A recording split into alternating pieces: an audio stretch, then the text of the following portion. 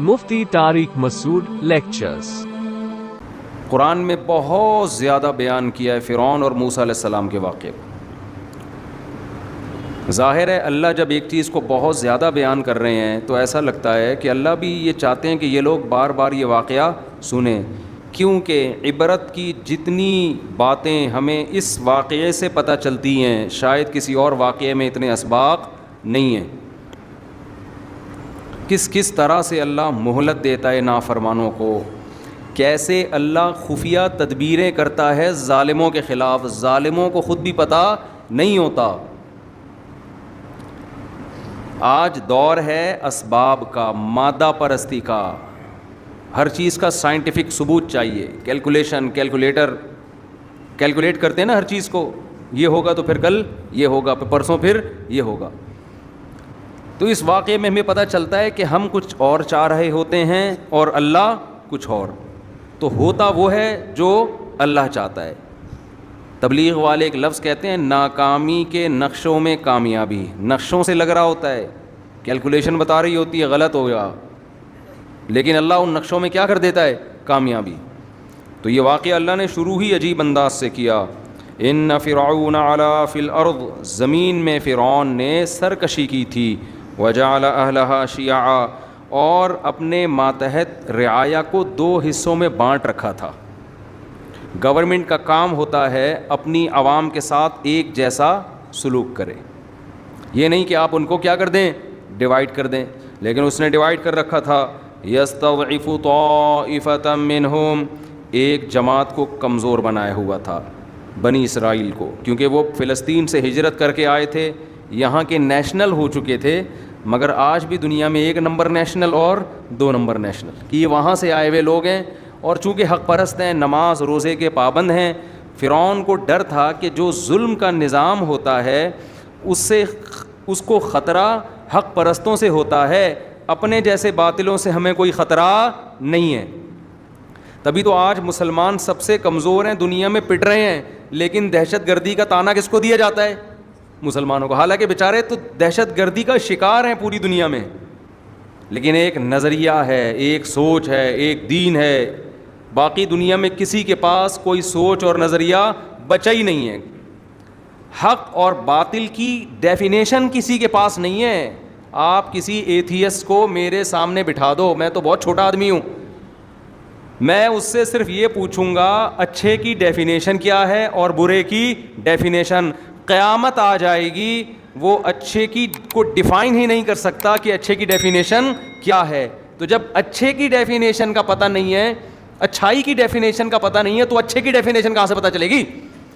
غصہ آنا شروع ہو جاتا ہے پھر۔ ابے جب اچھائی کو اتنی ڈیفائن کر سکتے تو جس میں اچھائی ہوتی ہے وہ اچھا ہوتا ہے نا، تو جب اچھائی کو ڈیفائن نہیں کر سکتے تو یہ کیسے پتہ چلے گا کہ اس میں یہ اچھائی ہے یا نہیں ہے؟ پھر جب نہیں ہے تو یہ اچھا ہے یا برا ہے؟ حالانکہ پوری دنیا کا اتفاق ہے کہ there are two types of انسان، ایک اچھے اور ایک برے، تو برائی کی ڈیفینیشن ہی نہیں ہے آپ کے پاس۔ تو اس لیے آج سے 100 سال پھر وہی اس طرف چلا جاؤں گا میں، چھوڑو ابھی ہم، پھر یہ واقعہ رہ جائے گا ہمارا نا، ہماری اپنی تقریر زیادہ شروع ہو جاتی ہے۔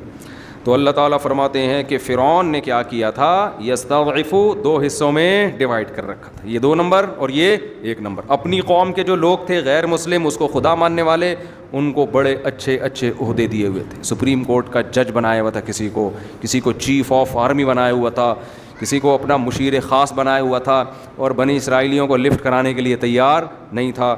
اتنا ظلم کہ اس کو جب خطرہ ہوا کہ نسل ان کی بہت تیزی سے بڑھ رہی ہے، نسل ان کی، کیونکہ مذہبی لوگوں کی نسل ہمیشہ زیادہ اسپیڈ سے بڑھتی ہے، کیونکہ وہ یہ فیملی پلاننگ کے نظریات سے متاثر نہیں ہوتے، اور اگر کوئی مذہبی آدمی متاثر ہے تو مذہبی ہے نہیں، وہ ایک لبادہ اوڑا ہوا ہے اس نے دین کا، اس کے دل میں توکل، اللہ پہ اعتماد اور صحیح حدیث کی ویلیو اس کی نظر میں ہے نہیں۔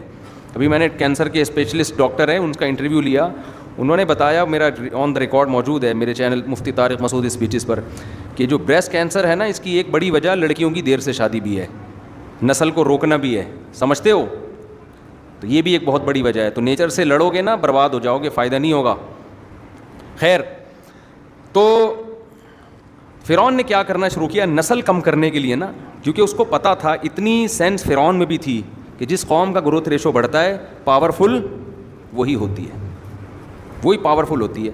تو فرعون نے کیا کیا, اب فیملی پلاننگ کے طریقے تو اس زمانے میں ایجاد نہیں ہوئے تھے کہ ان کو تمیز سے فری میں خواتین گھروں میں گردش کرتیں اور ان کو سمجھاتی تمہارے وسیع تر مفاد کے لیے 2 بچے ہی اچھے. ایکچولی ایجوکیشن اور فیس بچوں کی کہاں سے, کنوینس کا خرچہ, پھر ایکچولی دیکھیں عورت کی صحت, یہ ٹوپی ڈرامے فرعون کو نہیں آتی. یہ آج کل کے فرعونوں نے سیکھے ہوئے ہیں یہ کہ قتل بھی نہ کرو اور کام ایسا کرو کہ کام قتل سے بڑھ کر ہو جائے, بدنامی بھی نہ ہو. تو فرعون تو سیدھا سیدھا اس نے کیا کیا, بھائی پیدا ہونے سے تو روک نہیں سکتے ہم, یہ ٹائم پہ شادیاں بھی کرتے ہیں. ان کے مذہب میں شادیاں بھی زیادہ تھیں, بنی اسرائیل میں 4 سے زیادہ شادیاں الاؤ تھی حضرت موسیٰ کے مذہب میں. تو انہوں نے کہا بھائی یہ تو اب حل یہی ہے کہ جو لڑکے پیدا ہو رہے ہیں ان کو ذبح کر دو, لڑکیوں کو زندہ چھوڑ دو, لڑکوں کو قتل کر دو, کیونکہ نسل جو مضبوط ہوتی ہے وہ کس سے ہوتی ہے, لڑکوں سے. مرد زیادہ ہوں گے تو نسل مضبوط ہوگی.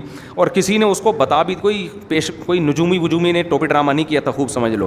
لوگ کہتے ہیں نجومی نے فرعون کو بتایا تھا تیری نسل میں ایک بچہ پیدا ہوگا جو تیری حکومت کا خاتمہ کرے گا. نجومیوں کو ککھ بھی نہیں پتہ ہوتا. کسی نجومی نے بتایا ہوتا نا, فرعون رکھ کے ایک تھپڑ لگاتا, اس کو بولتا اپنا کام کر جا کے. اتنی سینس فرعون میں بھی تھی کہ ان نجومیوں کو, جن کے پاس پہننے کی چپل نہیں اور کپڑے نہیں ہوتے, وہ تمہیں کیا بتائیں گے کل کا. تو یا تو فرعون کو خواب آیا تھا یا اس کو ویسے ہی خطرہ تھا کہ مجھے خطرہ کس قوم سے ہے. عین ممکن ہے اس سے اندازہ لگایا ہو کہ ہمیشہ لیڈر اس قوم میں پیدا ہوئے ہیں. یوسف علیہ السلام مصر میں کہاں تھے, بنی اسرائیل میں سے تھے نا, تو لیڈر ہمیشہ اس قوم میں. تو مجھے خطرہ ہے اسی قوم میں کوئی لیڈر پیدا نہ ہو جائے, کیونکہ بعض قومیں اچھی ہوتی ہیں لیڈر سے محروم. لیڈر اگر قوم کے پاس نہیں ہے تو کتنی اچھی قوم ہو, بھیڑ بکریوں کی طرح اس کی حیثیت ہوتی ہے جیسی ہم لوگوں کی حیثیت ہے. سمجھتے ہو, لیڈر خاندانی مل جائے تو قوم بھی خاندانی بن جاتی ہے پھر.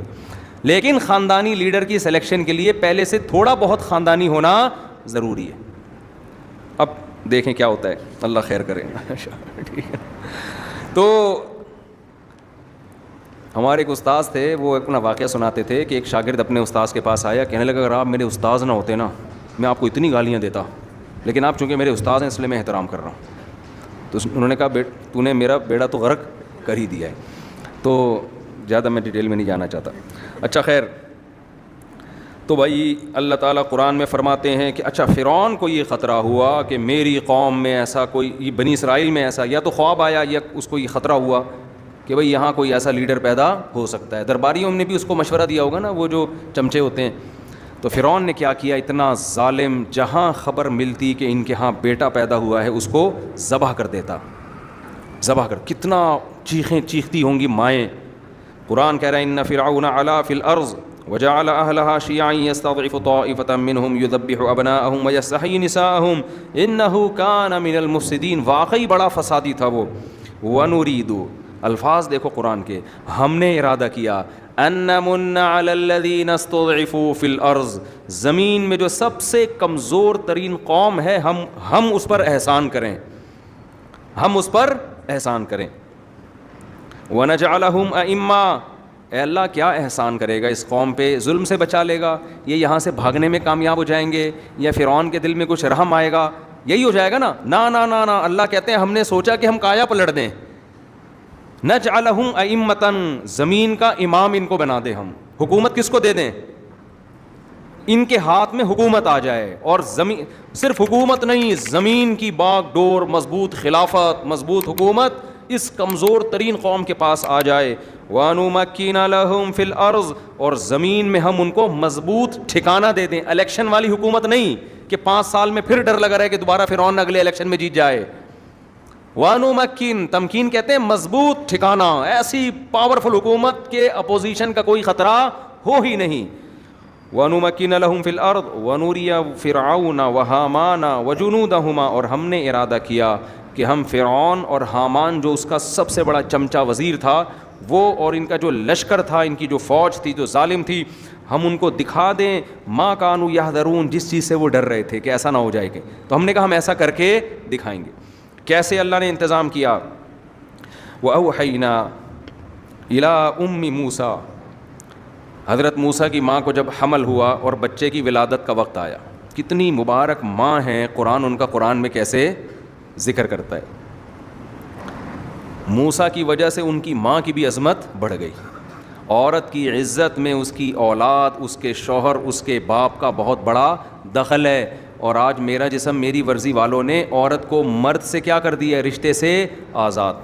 کوئی رشتہ ہی نہیں رہا اس کا مرد کا، بس آزاد زندگی گزارو. وَأَوْحَيْنَا إِلَىٰ أُمِّ مُوسَىٰ، ہم نے موسیٰ کی ماں کو وحی کی، أَنْ أَرْضِعِيهِ، کہ اسے دودھ پلاتی رہے. حضرت موسیٰ کی ماں پیغمبر نہیں تھیں، ولی اللہ تھیں. اس سے پتہ چلتا ہے کہ پیغمبر کے علاوہ بھی کسی پر الہام ہو سکتا ہے، لیکن وہ الہام شرعی حجت نہیں ہوتا، اس سے کوئی مسئلہ ثابت نہیں ہو سکتا. فَإِذَا خِفْتِ عَلَيْهِ، اے موسیٰ کی ماں جب تجھے موسیٰ پر خطرہ ہو کہ فرعونی آئیں گے اور اس کو ذبح کر دیں گے، فَأَلْقِيهِ فِي الْيَمِّ، تو اس کو دریا کی موجوں کے حوالے کر دینا. وَلَا تَخَافِي وَلَا تَحْزَنِي، خوف نہ کرنا، غم نہ کرنا. اِنَّا رَادُوهُ إِلَيْكِ، یہ جو قرآن کے الفاظ ہیں نا، یہ اردو میں ترجمہ ہو ہی نہیں سکتا ان کا. یہ جو بلاغت ہے نا قرآن کی، یہ بیان نہیں کی جا سکتی. اِنَّا رَادُوهُ إِلَيْكِ، ہم اسے تیری طرف لوٹا کر چھوڑیں گے. ڈالے گی کہاں؟ دریا میں، لیکن ہم اسے تیری طرف لوٹا کر چھوڑیں گے. وَجَاعِلُوهُ مِنَ الْمُرْسَلِينَ، اور صرف ایسا نہیں ہے کہ اس کو زندہ بچا کے تیری گود میں پہنچائیں گے، بلکہ ہم اسے پیغمبروں کی جماعت میں شامل کریں گے.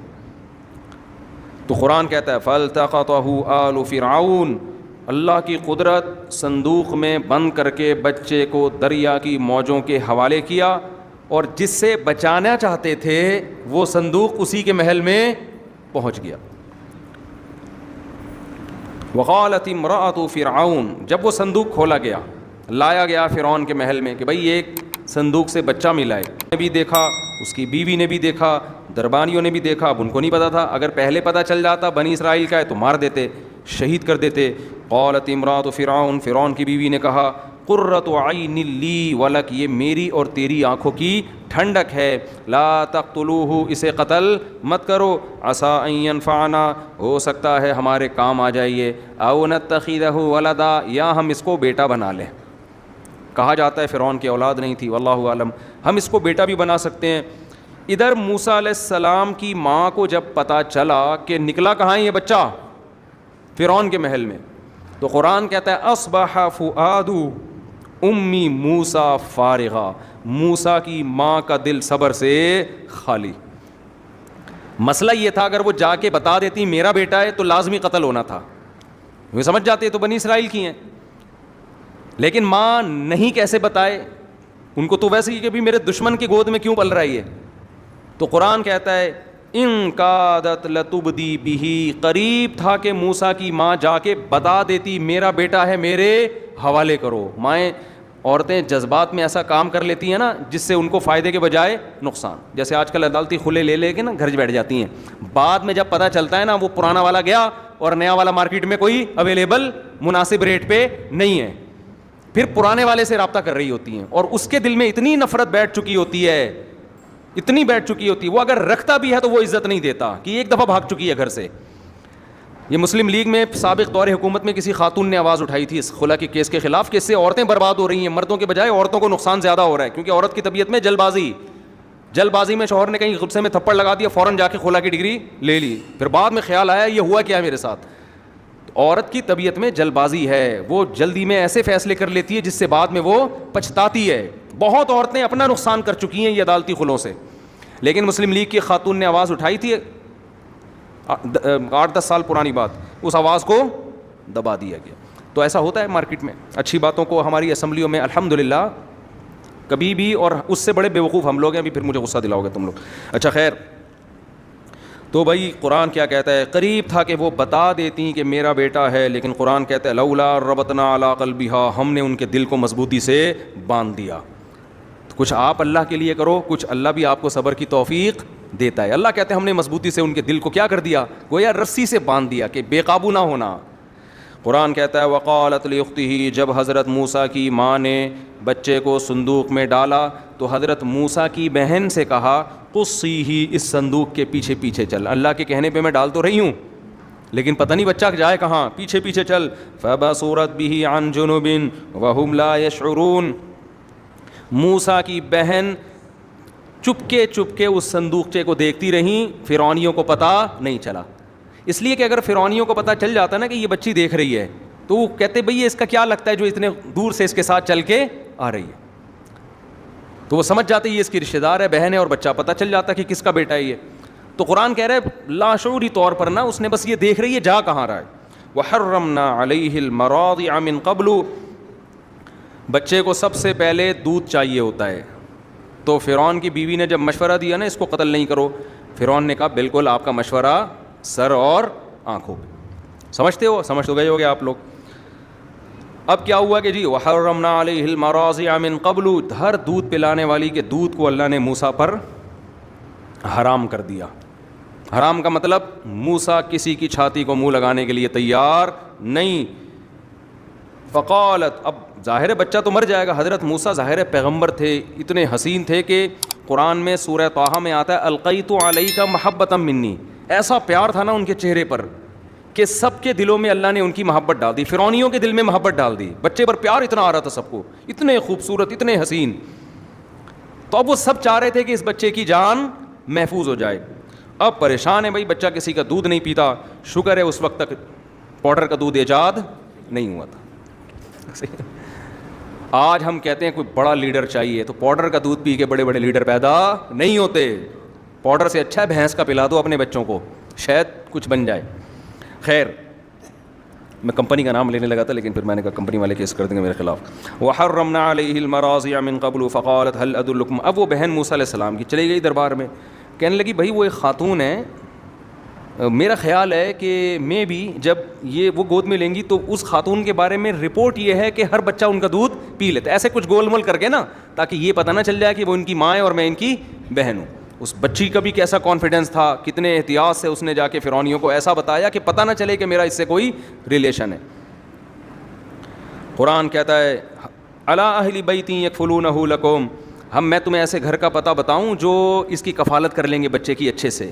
وہ ایک خاتون ہے, وہ بچوں کو اچھا سا پال بھی لیتی ہیں اور امید ہے یہ بچہ ان کا دودھ پی بھی لے گا. قرآن کہتا ہے وہ لوگ خیر خواہی چاہ رہے تھے حضرت موسیٰ کی, بچے کی جان بچانا چاہتے تھے.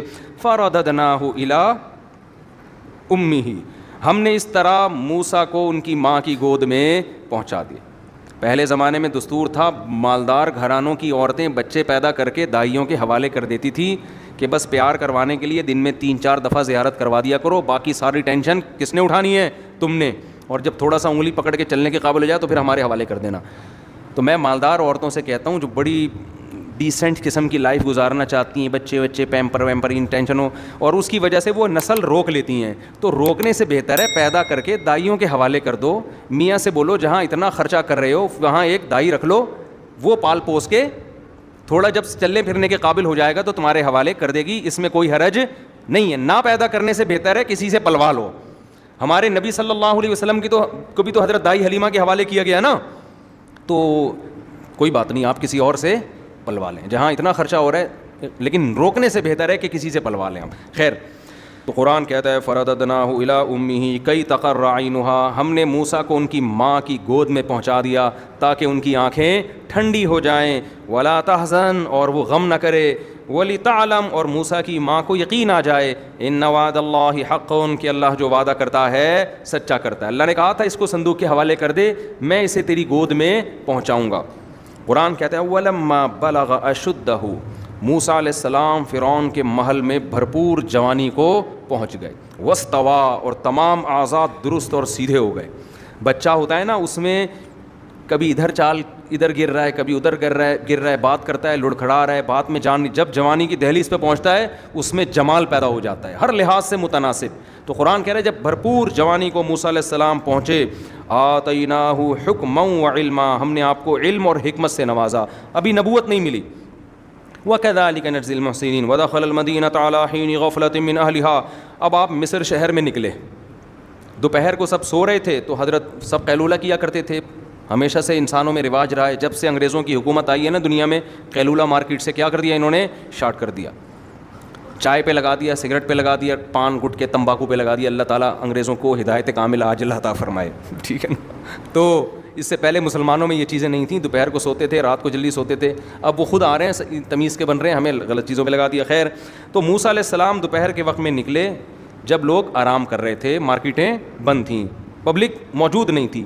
2 بندے دیکھے, فوجد فیہا رجلین یقتتلان, 2 بندوں میں پھٹا ہو رہا ہے. ھذا من شیعتہ, ایک حضرت موسیٰ کی قوم کا بنی اسرائیلی اور دوسرا فرعون کی قوم کا قبطی. تو قبطی لوگ اکثر ظلم کرتے تھے بنی اسرائیلیوں پر نا, کمزور سمجھ کے تنگ کرتے تھے. حضرت موسیٰ سمجھ گئے کہ یہ قبطی ہے جو بنی اسرائیلی کو تنگ کر رہا ہے. تو فاستغاثہ الذی من شیعتہ, جو موسیٰ کی قوم کا آدمی تھا اس نے مدد کے لیے بلایا کہ حضرت آپ مدد کریں, یہ مجھے تنگ کر رہا ہے.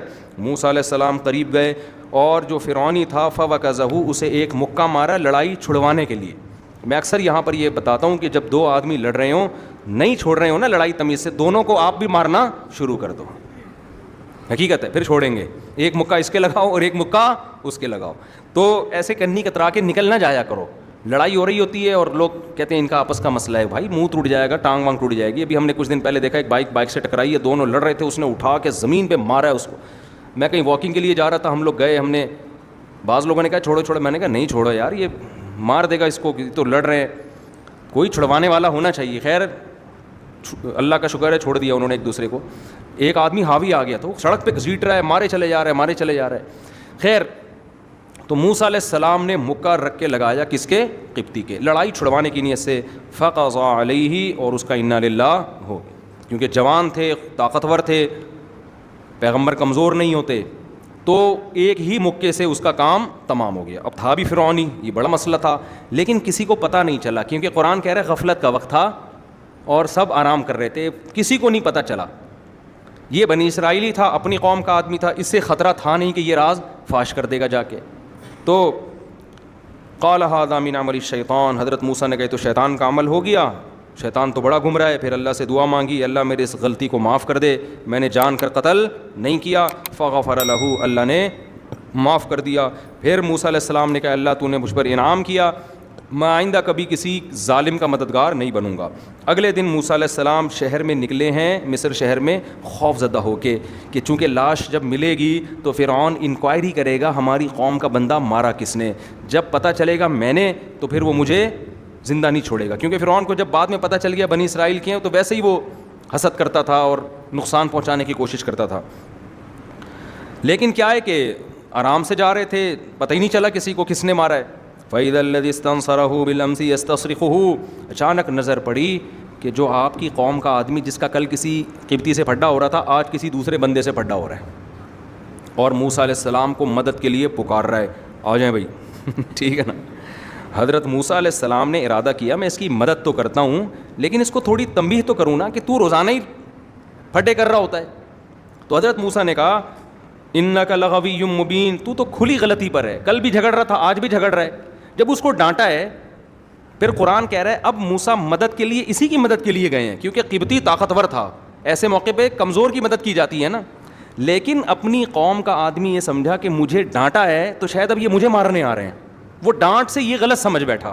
سمجھ رہے ہیں بھائی, مدد تو حضرت موسیٰ نے اسی کی کرنی تھی, لیکن اس کو پہلے ڈانٹ لگا دی کہ تو نالائق, تو روزانہ لڑتا ہے. اب قرآن کہہ رہا ہے ارادہ کیا حضرت موسیٰ نے کہ فرعونی قبطی کو پکڑیں, جا کے گریبان سے پکڑیں, اس کو ہٹائیں. اتنی اسپیڈ سے آگے گئے ہیں کہ یہ سمجھا کہ اس دفعہ چانٹا کس کے پڑے گا, میرے پڑے گا. تو یہ نالائق جو ہے اس نے راز فاش کر دیا موسیٰ علیہ السلام کا. اس کو چاہیے تھا نا تھوڑا کنٹرول کرتا یار, بھاگ جاتا وہاں سے. قتل کا پتہ چل, تمہاری مدد میں بندہ مارا ہے تو تم چپ تو رہو کم از کم. کتنا نالائق تھا نا بنی اسرائیلی. تو اس نے کیا کہا, یا موسیٰ ترید ان تقتلنی, اے موسیٰ آپ مجھے قتل کرنا چاہتے ہو, کما قتلت نفسا بالامس, جیسے کل آپ نے بندہ مارا ہے. کل ایک بندہ آپ نے مار دیا, مجھے لگتا ہے آج آپ مجھے مارنا چاہتے ہو. وما ان ترید الا ان تکون جبارا فی الارض, آپ زمین میں اپنا روب دبدبہ قائم کرنا چاہتے ہو. وما ترید ان تکون من المصلحین, اصلاح نہیں چاہتے. آپ کو میں مدد کے لیے بلا رہا ہوں تو چھڑوا کے چلے جاؤ, آپ بندے ہی مارنا آپ نے شروع کر دیے. تو آپ کی نیت اصلاح کی نہیں ہے. اب بات ایک دم لیک آؤٹ ہو گئی نا, جب شور مچایا اس نے, اس کو پتہ چل گیا اچھا بھائی کل بندہ انہوں نے مارا تھا. فرعون تک بات پہنچی, فرعون کے درباریوں میں مشورہ ہوا کہ بہترین موقع ہے موسیٰ کو قتل کرنے کا, کیونکہ تو ویسے ہی پریشان تھے نا کہ یہ بعد میں ثابت ہو گیا تھا بنی اسرائیل کے ہیں. اب بہترین موقع ہے. ہر جگہ اچھے لوگ بھی ہوتے ہیں. فرعون ہی کے دربار میں ایک شخص تھا جس کی ہمدردیاں کس کے ساتھ تھیں؟ موسیٰ علیہ السلام کے ساتھ. جیسے فرعون کی بیوی کی ہمدردیاں کس کے ساتھ تھیں؟ حضرت موسیٰ. وہ دیکھ رہی تھی نا کہ کتنا صالح نوجوان ہے یہ. جو نیک اور پرہیزگار لوگ ہوتے ہیں وہ لوگوں کے دلوں میں گھر بنا لیتے ہیں. تو فرعون ہی کے محل میں حضرت موسیٰ کے بہت سے حامی پیدا ہو گئے تھے. تو اس نے آ کے مخبری کی موسیٰ علیہ السلام سے, فرمایا ان الملأ یأتمرون بک, اے موسیٰ بڑے دربار میں تیرے بارے میں مشورے ہو رہے ہیں کہ تجھے قتل کر دیں. فاخرج, مصر سے تو نکل جا, انی لک من الناصحین, میں تیرا خیر خواہ ہوں, آپ نکل جاؤ ورنہ یہ آپ کو زندہ نہیں چھوڑیں گے. اب موسیٰ علیہ السلام نے یہ نہیں کہا موت زندگی کس کے ہاتھ میں ہے. جو ہمارے دیندار لوگ نا اکثر فضول قسم کی بے موقع تقدیر کا حوالہ دینا شروع کر دیتے. زندگی موت کس کے ہاتھ میں ہے؟ اللہ کے ہاتھ. کس کے ہاتھ میں ہے؟ اللہ. میں کہیں نہیں جاؤں گا, میں کسی سے ڈرتا مرتا بول لو نا نہیں ہوں, میں کوئی ڈرتا مرتا تھوڑی ہوں. جو رات قبر میں لکھی ہے وہ قبر میں ہے. یہ باتیں بالکل ٹھیک ہیں, جو رات قبر میں لکھی ہے وہ آئے گی, لیکن آپ کو کیا پتا کون سی رات لکھی ہوئی ہے؟ ٹھیک ہے نا, آپ کو تھوڑی پتا ہے, آپ تو بچنے کی کوشش کرو. حضرت موسیٰ کو اندازہ ہو گیا بھائی یہ مجھے قتل کر دیں گے, تو جان بچانا بھی فرض ہے, جان بچانے کی تدبیریں اختیار کرنا بھی فرض ہے. قرآن کہتا ہے فخرج منہا. اب حضرت موسیٰ نے تو مصر کے علاوہ دنیا دیکھی نہیں تھی, اب کہاں جائیں بھائی؟ تو مدین جانے کا ارادہ کیا, کیونکہ سنا تھا کہ مدین کی حکومت اچھی ہے, بادشاہ اچھا ہے. تو ارادہ آپ نے کیا کیا؟ مصر سے کہاں چلا جاؤں؟ مدین. اب پیدل نکل گئے. فخرج منہا خائفا یترقب, خوف کی حالت میں اور لوگوں سے چھپتے چھپتے مصر سے نکل گئے, اس خوف سے کہ کوئی مجھے دیکھ نہ لے. تو خوف بھی ہو سکتا ہے پیغمبروں کے دل میں, یہ سب چیزیں نیچرل ہیں. اگر آپ کے کوئی قتل کی کوشش کر رہا ہے اور آپ کی ٹانگیں کانپنا شروع کر دیں تو یہ اس کی علامت نہیں ہے کہ آپ بے دین ہیں, یہ نیچرل ہے. سمجھ رہے ہو یہ کیا ہے؟ ایک دفعہ میں نے یوٹیوب پہ ویڈیو دیکھی, زلزلہ آیا ہے, سب لوگ ڈر سے بھاگ رہے ہیں, امام صاحب کھڑے ہوئے ہیں, زبردست. اب پتہ نہیں اندر سے کانپیں کتنی ٹانگ رہی ہوں گی ان کی, واللہ عالم. کسی نے کہا دیکھو امام صاحب کا ایمان دیکھو. میں نے کہا ایمان نہیں ہے, پاگل آدمی ہے, اللہ معاف فرمائے, اسے کہنا نہیں چاہیے امام کو. چھت وت گرے گی, زمین میں پھٹ پھٹا جائے گی. تو جب زمین ہلے, تراویاں ہو رہی ہو, تہجد ہو رہی ہو, فوراً کیا کرو؟ بولو بھاگ جاؤ. تو یہ کوئی ایمان کی علامت نہیں ہے. زندگی بچاؤ. حدیث میں آتا ہے نماز کے دوران سانپ نکل آئے نا, سانپ کو مار دو جا کے. یہ نہیں کہ خشوع و خضوع سے میں چونکہ نماز پڑھ رہا ہوں, میں اللہ کے دربار میں ہوں, میں سانپ سے نہیں ڈرتا. تو نماز پڑھ رہا ہے یہ تجھے پتہ ہے, اللہ کو پتہ ہے, سانپ کو نہیں پتہ, یہ وہ اپنا کام کرے گا. تو اس لیے قرآن کہتا ہے کہ موسیٰ علیہ السلام خوف زدہ بھی تھے کہ کہیں کوئی دیکھ نہ لے. یترقب, دیکھتے بھی پھر رہے تھے, چھپتے بھی پھر رہے تھے, اور اسی حال میں آپ نے مصر کو چھوڑ دیا. قال ربی نجینی, اور اللہ سے دعا مانگی اے اللہ ان ظالموں سے مجھے نجات دے دے. ظالم کیوں؟ اس لیے کہ قتل خطا میں قتل کی سزا نہیں ہے. کچھ غلطی سے بندہ مار دے تو آپ جا رہے ہو گاڑی میں, اچانک کوئی سامنے آ گیا مر گیا, یہ تھوڑی کہ آپ کو پھانسی کے پھندے پہ لٹکا دو, یہ تو ظلم ہے نا, یہ تو خالصتاً ظلم ہے. ولما توجہ تلقاء مدین, پھر مدین کی طرف رخ کیا اور کہا عسیٰ ربی ان یہدینی سواء السبیل, مجھے اپنے رب سے امید ہے وہ مجھے سیدھا راستہ دکھا دے گا. راستہ مجھے معلوم نہیں ہے لیکن اور کوئی آپشن نہیں ہے, تو چلو بس مدین کی طرف رخ کر کے نکلتے ہیں, اللہ مدد کرے گا. ولما ورد ماء مدین, ورود عربی میں کہتے ہیں پانی کے کنویں پہ آنا یا پانی کے گھاٹ پہ آنا. حضرت موسیٰ سب سے پہلے مدین جب پہنچے ہیں تو کنویں پہ پہنچے, اس لیے کہ انسان کی سب سے بڑی ضرورت کیا ہے؟ پانی. پہلے زمانے میں بھی لوگ پانی تلاش کرتے تھے, جہاں پانی ہوگا وہاں آبادی ہوگی. تو حضرت موسیٰ بھی جب مصر میں پہنچے تو کہاں پہنچے؟ کنویں کے قریب. وجد من دونہم امرأتین تذودان, دیکھا کچھ دور دو لڑکیاں کھڑی ہوئی ہیں اور وہ ہٹا رہی ہیں, یعنی پانی نہیں پینے دے رہی ہیں اپنے جانوروں کو یا اپنے مویشیوں کو. ووجد امۃ من الناس یسقون, اور بہت سے لوگ مرد جو ہے نا وہ مجمع میں گھسے ہوئے ہیں اور پانی نکال کے پلا رہے ہیں انسانوں کو یا اپنے مویشیوں کو, اور وہ لڑکیاں دور کھڑی ہوئی ہیں. تو حضرت موسیٰ کو ان کمزوروں پہ ترس یہ آیا کہ یہ تو ان کا نمبر آنے میں تو کئی گھنٹے لگ جائیں گے. اب یہ شرم کی وجہ سے مردوں کے مجمع میں نہیں جا رہی ہیں, اور مرد اتنے ڈھیٹ, ان کو یہ خیال نہیں آ رہا کہ یار ہمارا مجمع ختم ہوتے ہوتے یہ تو کھڑے کھڑے, دھوپ بھی تھی وہاں بہت, ان کا تو بیچاریوں کا سخت نقصان ہوگا, تو ہم ہی کچھ غیرت دکھا کے خواتین کو کہتے ہیں پہلے آپ پانی نکال لیں, اور ہے بھی کوئی بہت زیادہ نہیں, دو لڑکیاں ہیں نا. تو یہ اس قوم کو سوچنا چاہیے تھا نا یہ, لیکن قوم میں غیرت نہیں تھی. حضرت موسیٰ حالانکہ خود تھکے ہوئے تھے, اور خود مسافر تھے، لیکن حضرت موسیٰ کو ان لڑکیوں پہ ترس آیا. یہ ایک ایک چیز سیکھنے کی ہے میرے بھائی. آپ گھننے بن کے کہیں وقت نہ گزارا کریں. کوئی پڑا ہوا ہے ایکسیڈنٹ میں پڑا ہوا ہے, کوئی کسی کے ساتھ کوئی مسئلہ ہے, کنی کترا کے نکل گئے آپ. شریعت نے ہمیں حکم دیا ہے اگر کوئی محتاج نظر آتا ہے آپ کو معاشرے میں جس کی آپ مدد کر سکتے ہیں تو وہاں کنی کترا کے نہ نکلیں. آپ جا رہے ہو, گٹر کا ڈھکن کھلا ہوا ہے, آپ تھوڑی سی انکوائری کریں, بھائی کوئی گر جائے گا اس میں. لوگ کیا کرتے ہیں, بائک یوں سائڈ سے گھمائی, یوں گھنٹہ لگا کے نکل لیے, بس ہم نکل لیے, ہم بچ گئے, باقی جو آ رہا ہے مرے. اسپیڈ بریکر بعض دفعہ اندھیرے میں بنا دیے جاتے ہیں, لوگ آ کے مر رہے ہیں. ابھی ہمارا گارڈ زخمی ہوا ہے ایک مسجد کے باہر, انہوں نے مسجد وہ کیا کیا, روڈ بلاک کر دیا. روڈ جو بلاک کیا ہے نا, ایک درمیان سی پٹی لگا کے, وہ پٹی بائک والوں کو دور سے نظر نہیں آ رہی, اسپیڈ کے ساتھ آتے ہیں, جب قریب آتے ہیں تو پٹی نظر آتی ہے, اور کئی بائک والے گر چکے تھے وہاں. ہمارا گارڈ بھی وہاں گرا اور اچھی خاصا زخم آیا اس. وہ کہہ رہے میں نے وہاں جا کے بتایا جو لوگ بیٹھے ہوئے تھے, یار یہ کتنے لوگ گر چکے ہیں. تو انہوں نے کہا ہاں کیلکولیشن کر کے بتا رہے تھے, یار 8-10 بندہ اب تک گر چکا ہے. کسی کو توفیق نہیں ہو رہی, یار کچھ تو کرو بھائی, تمہارے سامنے لوگ گر رہے ہیں, تم روڈ پہ آ کے کھڑے ہو جاؤ. لیکن نہیں, جب تک 25-30 جنازے نہیں اٹھیں گے کسی کو خیال نہیں آتا. تو یہ سیکھنے کی چیز ہے. قرآن اس واقعے کے ایک ایک پہلو کو بیان کر رہا ہے. موسیٰ علیہ السلام کو ان پہ ترس آیا کہ بھائی ان بیچاریوں کا نمبر تو بہت دیر سے آئے گا. تو ان کے پاس آئے, کہنے لگے ما خطبکما, تمہاری کیا حالت ہے. قالتا لا نسقی, انہوں نے کہا ہم مجموعوں کے مردوں کے بیچ میں نہیں گھس سکتے.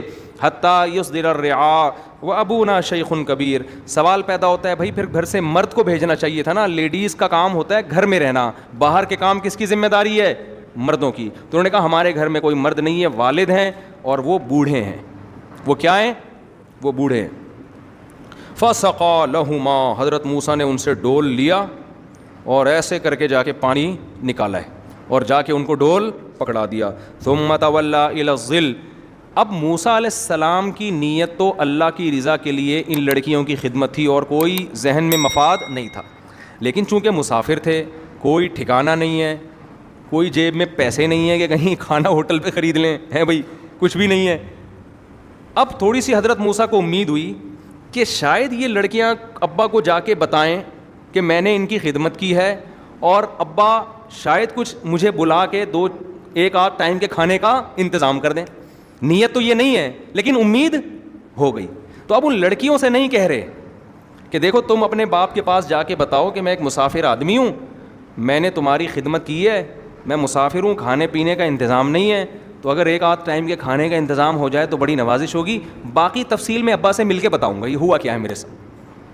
ان لڑکیوں سے موسیٰ علیہ السلام نے یہ, یار نہیں آ رہا سمجھ میں آپ لوگوں کی, ان لڑکیوں سے یہ بات نہیں, یہ سیکھنے کی چیز ہے. غیرت مند لوگ کیسے زندگی گزارتے ہیں, کیوں نہیں کہا, اس لیے کہ ان لڑکیوں کے دل میں خیال آ جائے گا اچھا یہ جو ڈول وول سے پانی پلایا ہے تو اس میں ان کا مفاد تھا. آج بسوں میں نہیں کھڑے ہوتے, پہلے نماز روزے کی ترغیب دے کے اپنا چورن بیچ رہا ہوتا ہے. پھر میں ایک دفعہ پنڈی جا رہا تھا بس میں, اس نے بتایا نماز پڑھیں ٹائم پہ, پابندی پہ, جتنے مسافر ہیں میں نے کہا ماشاء اللہ یار کتنا نیک آدمی, ہم مسافروں کو پہلے سے نماز کی ترغیب دے رہا ہے. اس کے بعد اس نے ٹافی نکالی, گلے کو صاف کرتی ہے, پھیپھڑوں کو آرام دیتی ہے. تو یہ ہوتا ہے, ٹھیک ہے نا. تو انہوں نے نہیں کہا اس لیے کہ ان کے دل میں خیال آ جائے گا کہ بھائی یہ لیبل خدمت کا اور اصل میں ان کا مقصد کچھ اور. تو ان سے نہیں کہا لیکن اللہ سے کہا, اس لیے کہ ہم اللہ کے بہرحال محتاج ہیں, اللہ سے ہم نے استغنا نہیں کرنا. اللہ سے کہنے لگے, چھاؤں میں آ کے کھڑے ہوئے درخت کے نیچے, اور پھر دعا مانگنے لگے ربی انی لما انزلت الی من خیر فقیر, اے اللہ اگر تو نے میرے لیے کسی خیر کا ارادہ کر لیا ہے نا, یہ جا کے ابا کو بتائیں گی, ابا شاید مجھے کچھ پیسے ویسے دے دیں اس خدمت کے, تو اگر ایسا ہے تو میں اس کا محتاج ہوں, ایسا ہو جائے, ٹھیک ہے, ایسا کیا ہو جائے, ہو جائے. تو ہمیں یہ بھی سکھایا جا رہا ہے لوگوں کی جیبوں پہ نظر نہ رکھو, مگر اللہ سے مستغنی مت. اللہ سے یہی دعا مانگا کرو, اللہ جو تو خیر چاہتا ہے نا میرے لیے, بے شک اس ذریعے سے چاہتا ہے تو اسی ذریعے سے دے دے, مجھے قبول ہے, مجھے کیا ہے, قبول ہے. اللہ نے دعا سن لی. قالت احداہما فجاءت احداہما تمشی علی استحیاء. ادھر حضرت موسیٰ دعا مانگ رہے ہیں, اللہ کوئی خیر کا اگر تیرا ارادہ تو کر دے, میں محتاج ہوں, بھوک بھی لگ رہی ہے, کوئی ٹھکانہ بھی نہیں ہے, کچھ کر دے کوئی انتظام. اللہ نے دعا قبول کی. دونوں میں سے ایک حیا کے ساتھ چلتی ہوئی آئی, دونوں میں سے ایک حیا کے ساتھ چلتی ہوئی آئی اور کہنے لگی ان ابی یدعوکا, میرے والد نے آپ کو بلایا ہے، لیجزیک اجر ما سقیت لنا، آپ نے جو ہماری خدمت کی ہے، ہمارے ابا آپ کو اس کے بدلے میں اجرت دینا چاہتے ہیں۔ خاندانی لوگ تھے یا نہیں تھے؟ ہائے ہائے، کیسے دیکھو ایک ایک چیز سیکھنے کی ہے۔ کوئی آپ کی فری میں خدمت کر رہا ہو، اس کی زیادہ خدمت کرو آپ۔ جب وہ اتنا بڑا دل کر رہا ہے تو آپ اس سے بڑا دل کر کے دکھاؤ۔ ہمارے ہاں جو فری میں کر رہا ہے اس کو نچوڑتے رہتے ہیں کہ تو فری پھوکڑ کا ملا ہوا ہے نا، اس کو تو جوس بنا کے اس کا پی لو۔ اور جو جتنا تیز ہوگا نا، 1.5 ہوشیار، باس کو نچوڑنے کی کوشش کرے گا، اس کو کھلاتے رہیں گے۔ مخلص لوگوں کی ہمارے معاشرے میں قدر، نہ مخلص ملازم کی قدر ہے، نہ مخلص باپ کی قدر ہے، نہ مخلص اولاد کی قدر ہے، نہ مخلص بیوی کی قدر ہے، نہ عورت کو مخلص شوہر کی قدر ہے۔ بیوی مخلص ہے جس کی آپ کے مال پہ نظر نہیں ہے، وہ کہتی ہے بچا بچا کے آپ کو واپس کر دیتی ہے، کھلاؤ اس کو، خوب دبا کے کھلاؤ۔ بولو بھائی جب تیرا دل اتنا بڑا ہے، بیگم یہ لو، یہ 5000 کا نوٹ، بس میرا ویسے ہی دل کر رہا تھا۔ نہیں نہیں، جو تیز عورت ہوگی وہی تمہارے بٹوے سے پیسے نکالے گی، جو شریف ہے تم اس کو، اس کا جہیز بھی کھا جاؤ گے۔ اور دوسری طرف بھی یہی معاملہ ہے، میاں اگر شریف ہے، سرنج سے نا اس کا خون نکال کے اپنے بھائیوں کے چڑھا دے گی، ٹھیک ہے۔ تو اس لیے کوشش کیا کرو تمہارے ماتحتوں میں جو، اگر تمہیں لگے نا کہ یہ مخلص ہے تو اس کے مانگنے سے پہلے اس کو دے دیا کرو۔ ایک انگریز کا قول ہے کافر کا لیکن بڑی اچھی بات ہے، اس نے کہا اپنے ماتحتوں کو کبھی باؤنڈ نہ کرو اپنے پاس کہ وہ کہیں اور جانا چاہیں تو تم روک کے رکھو، نہ نہ نہ، یہ ظلم ہے ان کو کہیں اور اچھی جگہ مل رہی ہے، بولو جاؤ بھائی۔ کمپنی والے آج کل مجھے اب تو نہیں بلاتے، پہلے کہتے تھے آپ ہمارے ملازمین میں بیان کریں کہ ہمیں چھوڑ کے جائیں نہیں، ان کو کم بختوں کو ہم سکھاتے ہیں، جہاں اچھی جاب ملتی ہے وہاں بھاگ جاتے ہیں۔ میں نے کہا یہ تو میں بھی ہوتا تو میں بھی یہی کرتا۔ آپ نے ان کو سکھایا اپنے لیے، اپنے فائدے کے لیے، تو ان کو اپنا فائدہ جب کہیں اور نظر آئے گا تو جائیں گے یہ۔ تو میں نے ان سے وہ انگریز کا قول نقل کیا کہ اپنے ماتحتوں سے کو کہیں بھی جانے سے مت روکو، سلوک اتنا اچھا کرو کہ وہ کہیں اور نہ جائیں۔ تو اگر کسی اور کمپنی سے ان کو اچھی آفر آ رہی ہے، آپ بولو میں تمہاری تنخواہ یہیں بڑھا رہا ہوں، تو نہیں جائیں گے۔ وہ نہیں بڑھا رہے تو پھر وہ تمہارے باپ کے غلام تھوڑی ہیں جو یہاں رہیں گے۔ چلو، تو موسیٰ علیہ السلام، وہ جو لڑکیاں تھیں نا، بس یہ ہم ختم کر رہے ہیں، پھر باقی کل کریں گے انشاءاللہ۔ تو وہ جو لڑکیاں تھیں ان کے والد بھی خاندانی، وہ یہ کر سکتے تھے کہ چلو کسی نے فری میں پلا دیا، بس ٹھیک ہے جاؤ بھائی چھوڑو، بس اللہ اس کو جزائے خیر دے۔ لیکن ان کے باپ نے قدر کی کہ ایک طرف اتنے نالائق لوگ کہ بیٹیوں کو ایسا نہیں کر رہے کہ لیڈیز فرسٹ، بھئی آپ پہلے آ جائیں۔ ایسے نالائقوں میں اگر ایک ایسا ہے جو فری میں اتنی خدمت کر رہا ہے، ترس آ رہا ہے، تو ہمیں بھی دل بڑا کرنا چاہیے، اس کو اس کی اجرت ہم دیں گے۔ تو دونوں میں سے ایک آئی حیا کے ساتھ۔ حیا کے ساتھ بھی اللہ نے ذکر کیا اس لیے کہ اللہ کو عورت میں حیا کا عنصر پسند ہے۔ اس لیے میں کہتا ہوں اللہ کا واسطہ، خواتین جس طرح سے بائکوں پہ بیٹھتی ہیں نا دونوں پاؤں ایک طرف کر کے، اس میں حیا زیادہ ہے۔ اس کلچر کو تبدیل کرنے کی کوشش مت کرو۔ حیا ایسی چیز نہیں ہے جو ہم لغت سے نکال کے دکھائیں کہ کس طرح حیا ہے۔ حیا دیکھنے سے پتہ چل جاتی ہے، دیکھنے سے پتہ چل جاتی۔ ہاں اس میں یہ خطرہ ہوتا ہے کہ پاؤں کپڑا نہ الجھ جائے، اس کا کوئی متبادل تلاش کرو، کیونکہ بعض خواتین اس طرح بیٹھتی ہیں کہ بائک کے اس میں نا چین میں برقع پھنستا ہے، چادر پھنستی ہے، تو چین کور ہونا چاہیے، چین کور ہو تو پھر نہیں پھنستا، تو سمٹ کے بیٹھیں تاکہ کپڑا پہیے میں پھنسنے کا خطرہ نہ ہو۔ باقی اس پہ بخاری مسلم کی حدیثیں پیش کرنا کہ اونٹ میں خواتین ایسے بیٹھتی تھیں، یہ پاگلوں والی حرکتیں ہیں، یہ اونٹ میں تو اس طرح بیٹھ ہی نہیں سکتی، اور بائک کو آپ اونٹ پہ قیاس نہ کرو۔ یہی وجہ ہے کہ آج آپ کوئی بھی علماء صلحاء دیکھیں گے، حتیٰ کہ جو یہ دلائل دے رہے ہیں نا کہ اس طرح بیٹھنا چاہیے، ایک پاؤں ادھر ایک پاؤں ادھر کر کے، وہ بھی اپنی بیوی اور بہنوں کو اس طرح نہیں بٹھاتے بائک پر، ان کو پتہ ہے کہ اچھا نہیں لگے گا یہ عمل دیکھنے میں۔ تو اس لیے حیا کو جتنا پروموٹ کر سکتے ہو میرے بھائی کرو، اور حیا کے کوئی لگے بندے اصول نہیں ہوتے، عرف بہت ساری چیزوں میں عرف فیصلہ کرتا ہے کہ حیا کس میں زیادہ ہے۔ ہاں کوئی خاتون خود بائک چلا رہی ہوں تو چلانے میں وہ اس طرح کر کے بیٹھ نہیں سکتی، وہ ایک مجبوری ہے۔ نہیں یاری بات میرا خیال ہے، بعض لوگ یہ بھی طنز کرتے ہیں اس طرح بیٹھ کے چلائے گی کیسے، تو میں چلانے کی بات تھوڑی کر رہا ہوں، چلانا پڑے گا وہ تو ظاہر ہے، ایک پاؤں ادھر ہوگا ایک پاؤں ادھر ہوگا، میں پیچھے بیٹھنے میں کہہ رہا ہوں کہ پیچھے بیٹھیں تو دونوں پاؤں ایک طرف کر کے بیٹھیں، جہاں مجبوری میں چلانا ہو تو پھر چلانے میں تو ظاہر ہے ایک پاؤں ادھر ہوگا اور دوسرا پاؤں ادھر ہوگا، اس میں یوں بیٹھ کے کون پاگل مشورہ دے گا۔ تو کیڑے نکالنے والوں کو، ایپ تلاش کرنے والوں میں سینس نہیں ہوتی، وہ پھینکتے رہتے ہیں بیٹھ کے، الٹ پٹانگ باتیں کرتے رہتے ہیں۔ خیر ہم اپنی بات کی طرف آتے ہیں۔ قرآن کہہ رہے ہیں فجاءته احداهما تمشي على استحياء، دونوں میں سے ایک آئی حیا کے ساتھ چلتے ہو۔ حیا کے ساتھ چلنا کسے کہتے ہیں؟ ایک تو راستے کے کنارے پہ چلیں، روڈ کے بیچ میں نہ چلیں۔ خواتین کو چاہیے کیسے چلیں؟ راستے کے کنارے پہ، پراپر پردہ ہونا چاہیے. تو وہ جب آئی اور کہنے لگی میرے ابا نے آپ کو بلایا ہے. کیوں بلایا ہے؟ آپ کو میرے ابا اجرت دینا چاہتے ہیں. حضرت موسیٰ علیہ السلام چلے گئے. وہ تو پہلے امید لگا کے بیٹھے ہوئے تھے. انہوں نے کہا اللہ نے میری دعا قبول کر لی. اس سے صاف پتہ چل رہا ہے استغنا کی بھی ایک لمٹ ہے. بھیکاری پن بھی مت بنو اور اتنا استغنا بھی نہ کرو کہ اللہ کچھ دینا چاہتے اور آپ کو نہیں جی مجھے اللہ کھلائے گا. تو قرآن کہتا ہے قالت احداہما, ہاں موسیٰ علیہ السلام آئے تو ابا نے جب موسیٰ علیہ السلام سے بات چیت کی تو پھر پوری تفصیل پوچھی آپ ہو کہاں سے, آپ ہو کہاں سے. حضرت موسیٰ نے اپنا پورا واقعہ بیان کر دیا. بھائی میں ایسے فرعون کے محل میں پڑا ہوں, بڑا ظالم ہے, ہماری قوم کے ہزاروں بچوں کو قتل کر دیا اور مجھے بھی تنگ کرتا تھا, ایک قبطی کا مجھ سے قتل ہو گیا. پوری صاف بات کی موسیٰ علیہ السلام نے, کوئی اس میں جھوٹ نہیں, جو تھا ویسے کا ویسا بیان کر دیا. تو یہاں بھی 2 نمبری ہوتی ہے. ایک اجنبی آدمی جس کو پتہ ہے مجھے اس کنٹری میں کوئی رشتہ ملے گا نہیں, اس کا جب کسی گھر میں جانا ہو اور 2 لڑکیوں کی خدمت بھی کر چکا ہو تو اس کو داماد بننے کی بھی ایک لالچ پیدا ہو سکتی ہے نا. تو یہاں وہ حقیقت نہیں بیان کرے گا بلکہ جھوٹ موٹ کے کاروبار اور بزنس پیش کرنا شروع کر دے. ایکچولی میرا مصر میں بڑا بزنس ہے اور میں بزنس کے سلسلے میں یہاں آیا. یہ بھی گڑبڑ ہوتی ہے. حضرت موسیٰ نے کچھ نہیں, کیونکہ کوئی لالچ نہیں بھائی کسی سے. اس لیے میں کہتا ہوں رشتے لینے جایا کرو, جو ہو وہ بیان کر دیا کرو, ہونا ہوگا ہو جائے گا. جھوٹ بول کے اچھی جگہ شادی سے بہتر ہے کسی خراب جگہ شادی کر لے سچ بول کے, وہ پھر بھی پائیدار ہوگا معاملہ. دھوکہ نہیں دے انسان کسی کو. موسیٰ علیہ السلام نے اپنی پوری کہانی سنائی, بھئی میرے ساتھ یہ ہوا.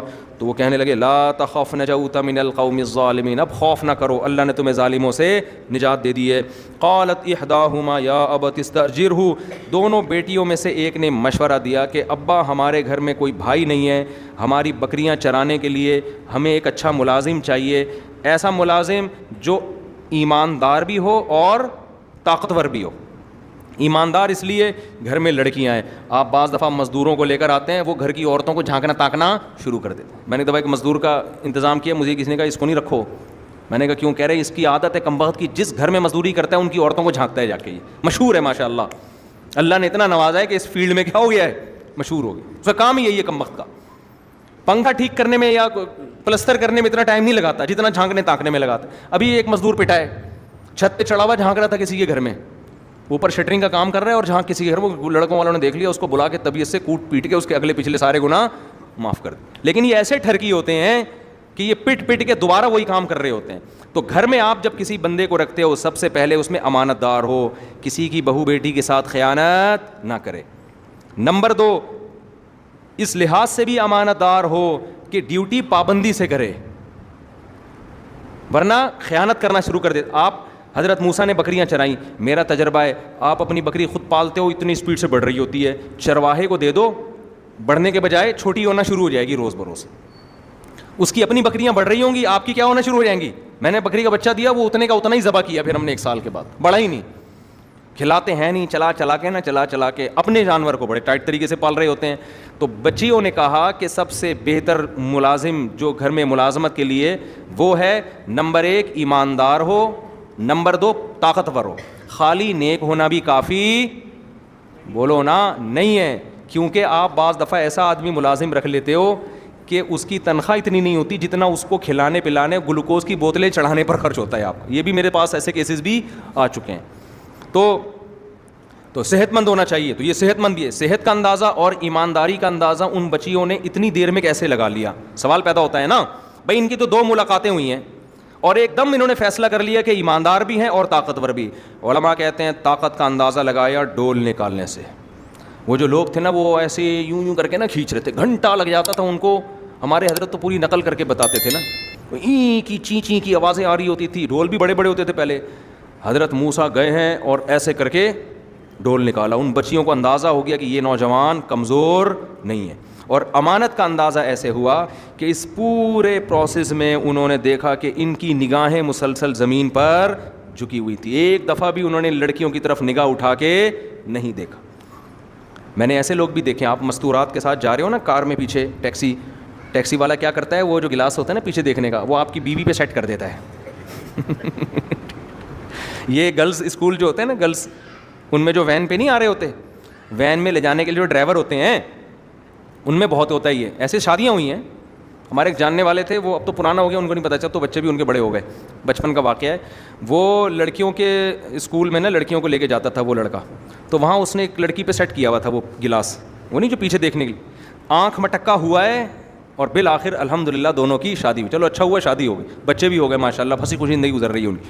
تو اس طرح بھی ہوتا ہے بھائی, ٹھیک ہے شادی ہونا تو ٹھیک ہے, لیکن ابا نے اس لیے تھوڑی بٹھائی ہے بچی کے آپ گلاسز سے اس کو جھانکو, آپ ویسے ہی پیغام بھیج دیتے. اور ایسے بھی ہم نے اچھے لوگ دیکھے ہیں کہ وہ اس کا خیال کرتے ہیں کہ بھائی آپ جب اگلے پر اعتماد کر رہے ہیں تو آپ اس کے اعتماد کو ٹھیس نہ پہنچائیں. ایسے بھی لوگ میں نے دیکھے ہیں, آپ اپنی وائف کے ساتھ بیٹھے, وہ فوراً گلاس کو وہ ایسی جگہ فٹ کر دیتے ہیں کہ کسی عورت پہ نظر نہ پڑے ان کی. تو یہ عورتوں کو بہت جلدی پتہ چل جاتا ہے کہ کس کی آنکھوں میں مکاری ہے اور کس کی آنکھوں میں حیا ہے. یہ مردوں کو پتہ نہیں چلتا, یہ عورتوں کو 2 منٹ میں پتہ چل جاتا ہے. تو ان لڑکیوں نے حضرت موسیٰ علیہ السلام کی آنکھوں سے اندازہ لگا لیا کہ یہ اجنبی ہو کے کسی کے ساتھ خیانت نہیں کر رہے. نظریں مستقل کہاں ہیں؟ نیچے. اور بعض علماء نے یہ بھی لکھا ہے کہ حضرت موسیٰ نے جب ان لڑکی نے کہا نا کہ آپ میرے والد کے پاس چلیں, تو حضرت موسیٰ نے کہا کہ میں آگے چلتا ہوں, آپ پیچھے. ممکن ہے یہ ایسا ہو, واللہ عالم. خیر ان کو اندازہ ہو گیا, تو اس لیے اب بس یہ 2 آیتیں پڑھ کے بیان ختم کرتا ہوں. تو وہ جو لڑکیوں کے والد تھے نا, یہ کہا جاتا ہے کہ شعیب علیہ السلام تھے, لیکن اس کی کوئی دلیل ہے نہیں. ان لڑکیوں کے دیکھو, باپ کو سب سے زیادہ فکر بیٹی کے بالغ ہونے کے بعد اس کی شادی کی ہوتی ہے, جو غیرت مند باپ ہے. سب سے زیادہ فکر کس کی ہوتی ہے؟ جو غیرت مند باپ ہے نا, اس کو فکر ہوتی ہے مجھے اپنی بیٹی کے لیے رشتہ چاہیے. آج کل یہ فکر ختم ہو گئی ہے. بلکہ بچی بتا بھی دیتی ہے نا ابا کو کہ وہاں شادی کرنی ہے, تو ابا 2 لگ کے تھپڑ لگاتے ہیں اس کے. شرم نہیں آتی ہے بھی ایجوکیشن ہے, ایکچولی شروع ہو جائے گا پھر. تو جو غیرت مند ہے, ہمیں یہ واقعہ اللہ اتنی تفصیل سے کیوں بیان کر رہے ہیں؟ یہ کوئی معاذ اللہ کہانی ہے, ایک ایک پہلو سے سبق دلانے کے لیے کہ وہ لڑکیوں کے والد نیک آدمی تھے, تو وہ مسلسل تلاش میں تھے, مجھے اپنی بیٹی کے لیے کوئی اچھا شوہر چاہیے. تو ان کو اندازہ ہو گیا کہ یہ اس آدمی میں 2 کوالٹیز ہیں, نمبر 1 صحت اچھی ہے, نمبر 2 ایماندار ہے. تو داماد کی سلیکشن میں بھی 2 چیزیں دیکھی جاتی ہیں, صحت مند ہو اور ایماندار ہو. ہمارے ہاں ان 2 کو اگنور کر کے روکھڑا دیکھا جاتا ہے, کماتا کتنا ہے. اگر وہ ایماندار نہیں ہے, کماتا ہے, خدا کی قسم یہ کمائی عذاب جان بن جائے گی. اسی کمائی سے وہ آئس پیے گا, اسی کمائی سے شراب پیے گا, اسی کمائی سے لڑکیوں کو جھانکا تاکی کرے گا. پیسہ تقوی کے بغیر آتا ہے تو عیاشی لے کر آتا ہے. دوسری بات یہ کہ پیسہ آنے جانے والی چیز ہے. اگر صحت ہے تو بندہ بزنس کر کے پیسہ کما لیتا ہے, ایمانداری نہیں ہے تو پیسہ وبال جان, اور صحت نہیں ہے تو جب آپ کے اندر کمانے کی طاقت نہیں ہے تو پھر میری طرح آپ سبزی والوں کو پیسے بانٹتے پھر ہوگی. مجھ میں تو تھی طاقت لیکن ٹائم نہیں تھا نا, تو وہی ہو جائے گا. اس لیے علماء کہتے ہیں کہ ایک آدمی اگر صحت مند ہے تو اس کی جیب میں پیسہ ہے یا نہیں یہ مت دیکھو, بلکہ ایسے موقع پہ قرآن کیا کہتا ہے, ان یکونوا فقراء یغنیہم اللہ من فضلہ, اللہ اپنے فضل سے غنی کر دے گا. جب بیوی آئے گی تو کھلانے کا خرچہ بھی اللہ دے دے گا. تو ان کے والد نے بھی دیکھا بھائی صحت مند ہے, کما سکتا ہے اور ہے بھی ایماندار, تو داماد میں یہ 2 چیزیں کافی ہیں. 2 چیزیں مل گئیں, فوراً اپنی بیٹی کا رشتہ موسیٰ علیہ السلام کے لیے پیش کر دیا اور کہنے لگے انی ارید ان انکحک احدی ابنتی ہاتین, کہ میں چاہتا ہوں ان دونوں میں سے ایک بیٹی کی شادی میں آپ سے کروں. اسی وقت فیصلہ کیا ہے. کہاں گئے استخارے 6 مہینے کے بھائی, کہاں گئے وہ پتھر پہلے نگینے معلوم کروائیں کہ ان سے ملتا بھی ہے نگینہ کہ نہیں ملتا, اور جو ہے وہ استخارے نکلواؤ, اگر نیلا آیا تو پھر کر دو, پیلا آیا تو. بھائی داماد میں 2 چیزیں جب ثابت ہو گئیں اب کسی استخارے کی ضرورت نہیں ہے, فوراً. پھر یہ بھی نہیں کہا اچھا میں اپنے چاچا, ماموں, خالہ, پھپھو, ممانی اور مصر سے میری کزن بھی آئی ہوئی ہے اور ادھر فلسطین سے میرے نانا آئے ہوئے ہیں, ان سب کو میں بلا کے جرگہ ہوگا, وہ جرگہ فیصلہ کرے گا کہ اس بیٹی کی شادی آپ سے کرنی ہے کہ نہیں کرنی. جن خاندانوں میں بچیوں کی شادی کے لیے جرگے بیٹھتے ہیں ان میں بچیوں کی شادی کے علاوہ دنیا کا ہر کام ہوتا ہے. باپ کو اللہ نے اتھارٹی دی ہے, ہاں یا نہ اسی وقت کر دے. وہ سمجھتے ہو, باپ بہترین فیصلہ کرتا ہے. میری جب شادی ہوئی نا تو میری جو وائف ہیں الحمدللہ اور ان سے میری اولاد ہے, ان کے ابا نے رشتہ داروں کو بتائے بغیر ہاں کر دی تھی, کیونکہ میں دوسری کر رہا تھا نا. وجہ یہی تھی کہ وہ کہہ رہے ہیں یار ہم جب بتائیں گے نا دوسری تو کوئی بھی نہیں مانے گا. تو باپ کو پتا ہوتا ہے کہ یار میرے نے کیا فیصلہ کرنا ہے. تو انہوں نے مجھے یہ بتایا تھا کہ آپ جب نکاح پہ آئیں گے تو آپ نے بتانا نہیں ہے کہ میں دوسری کر رہا ہوں, آپ نے یہی شو کرنا ہے کہ میں کیا ہوں, کنوارا, کیونکہ پھر ایک نئی بحث چھڑ جائے گی. تو رشتہ داروں کو سمجھانا بڑا مشکل ہوتا ہے, اور باپ ڈیسیجن لے سکتا ہے. تو لے لیا انہوں نے ڈیسیجن, الحمدللہ اللہ کے فضل سے آپ کے سامنے. وہ میرا خیال ہے 13-14 سال ہو گئے شادی کو. اگر وہ نہ فیصلہ کرتی, نہیں پہلے ماموں سے پوچھوں گا, چاچے مامے سارے, ابے کیا دوسری والے کو دے رہے ہو, ابے اس کے پہلے سے بچہ, ابے پاگل ہو گئے ہو گیا. اتنی انکوائری ہوتی نا, اتنی انکوائری کمیشن آفیسر میں بھرتی ہونے کے لیے اتنی انٹیلیجنس خفیہ ایجنسیاں انکوائری نہیں کر رہی ہوتی جتنی باقی سارے کر رہے ہوتے ہیں. ان کو وہ خطرات نہیں ہوتے جو بیٹی کو گھر میں بٹھانے کے ہوتے ہیں. تو باپ صحیح فیصلہ کرتا ہے. اس لیے میں لوگوں سے کہتا ہوں کہ جب آپ کی بیٹی کے لیے کوئی پیغام میں نکاح بھیجے تو زیادہ ادھر ادھر لوگوں کو لفٹ کرانے کی ضرورت نہیں ہے, خود فیصلہ کرو, خود سمجھتے ہو. تو ان کے ابا نے بھی خود ہی فیصلہ اسی وقت, کوئی چاچا ماما کو فون نہیں کیا, نہ کسی سے مشورہ, کہا انی اریدو, میرا ارادہ ہے میں اپنی دونوں بیٹیوں میں سے ایک کا نکاح کس سے کرنا چاہتا ہوں, آپ سے. لیکن خطرہ یہ ہے کہ ادھر آپ کی شادی ہوئی ٹھیک ہے نا, آپ بیٹی کو لے کے چلے گئے, میری تو یہی 2 بیٹیاں ہیں گھر میں خدمت کرنے کے لیے, تو میں بوڑھا, میری خدمت کرنے والا کوئی بھی نہیں بچے گا. شرط یہ ہے کہ 10 سال آپ نے بکریاں چرانی ہیں, جو ہمارے گھر کا ذریعہ آمدن ہے, جو ہمارے گھر کا ذریعہ آمدن ہے. موسیٰ اور 8 سال چرانی ہے. 2 اگر آپ اپنی طرف سے کر دیں تو یہ غریبی ہے, یہ آپ کی طرف سے ہم پر کیا ہوگا, احسان. حضرت موسیٰ نے فوراً فیصلہ کیا ہے. حضرت موسیٰ نے بھی یہ نہیں کہا کہ ایکچولی میں ذرا استخارہ کر لوں پہلے, اس وقت حالانکہ پیغمبر بنے نہیں تھے, میں ذرا اپنی والدہ سے فون کر لوں. اب ظاہر ہے مصر والدہ سے کہاں جاتے ہیں ملاقات کے لیے, بس بھائی اب دوسرے ملک میں رہے, والدہ بھی نیک تھیں, ان کو پتہ تھا میرا بیٹا میرے لیے کوئی اچھی بہو ہی لے کر آئے گا. کچھ بھی نہیں, پہلے میں اسٹیبل ہو جاؤں. ایکچولی اصل میں یہ جو 10 سال میں بکریاں چراؤں گا, یہ پہلے میں کمیٹی ڈالوں گا, پھر میری کمیٹی 6 سال کے بعد نکلے گی, پھر جب کمیٹی نکلے گی اس سے میں گولڈ خریدوں گا, پھر میں ڈیفینس میں گھر خریدوں گا, پھر اس کے بعد یہ ہوگا, پھر یہ ہوگا. جیسے کہ آج کل نوجوان کر رہے ہیں, ساری چیزیں ہو جاتی ہیں, جب بادام آتے ہیں تو کھانے کے لیے دانت منہ میں نہیں بچتے. میں نے دیکھا الحمدللہ بہت سے لوگوں نے اسٹیبل ہو کے شادی کی ہے, اسٹیبل ہو گئے, اور وہی میرا والا حال ہوا کہ جب پیسہ تھا تجربہ نہیں تھا, اور جب بزنس کا تجربہ آیا پیسہ شارٹ ہو گیا.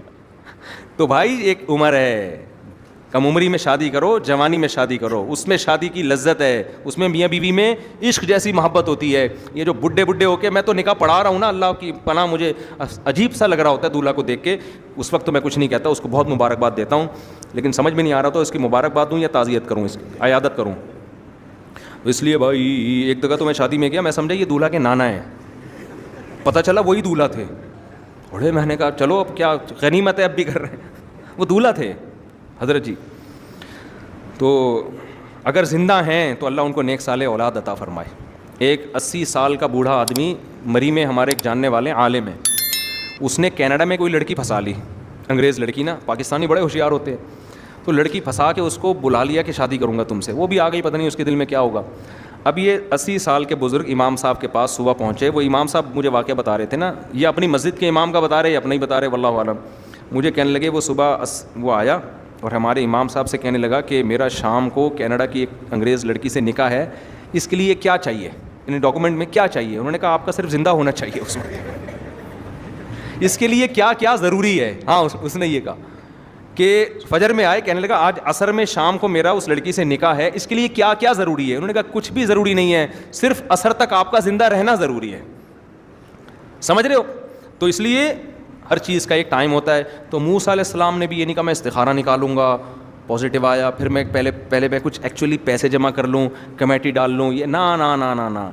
جس خدا نے آج تک کھلایا ہے, جب بیوی آئے گی تو اس کے کھلانے کا انتظام وہ کر دے گا. حضرت موسیٰ نے فوراً ہاتھ بڑھایا اور فرمایا ذالک بینی و بینک, یہ میرے اور آپ کے درمیان ایگریمنٹ ہے. حضرت موسیٰ نے یہ بھی نہیں کہا میں یہاں شادیاں کرنے نہیں آیا ہیں, میرے پر تو ابھی تو میرا ایک بڑا ویژن ہے, میں اپنی قوم کے نجات کے لیے محنت کروں گا, اسٹرگل کی شادیوں وادیوں میں کیوں مجھے الجھا رہے ہو, ابھی تو میں اپنی قوم کا نجات دہندہ بنوں گا, میں واپس جاؤں گا اور میں ایک اسٹرگل کروں گا, محنت کروں گا, پھر مصر میں انقلاب آئے گا, پھر جب مصر کی حکومت کا خاتمہ ہوگا پھر میں انشاءاللہ آپ سے رابطہ کروں گا, آپ اپنا فون نمبر دے دیے مجھے, کانٹیکٹ نمبر دے دیں. نا نا نا بھائی, یہ سارے کام ساتھ ساتھ ہوں گے, پڑھائی بھی ساتھ ساتھ, آپ میڈیکل کالج میں پڑھ رہے ہیں وہ بھی ساتھ ساتھ, شادی بھی, بچے بھی. کوئی کام شادی کی وجہ سے نہیں رکے گا اور کسی کام کی وجہ سے شادی نہیں رکے گی. ایک وجہ سے رکے گی, کوئی لفٹ کرانے کے لیے تیار ہی نہ ہو, کوئی لڑکی نہ دے رہا ہو تو پھر ایک مجبوری ہے, پھر میرا دماغ آ کے مت کھایا کرو.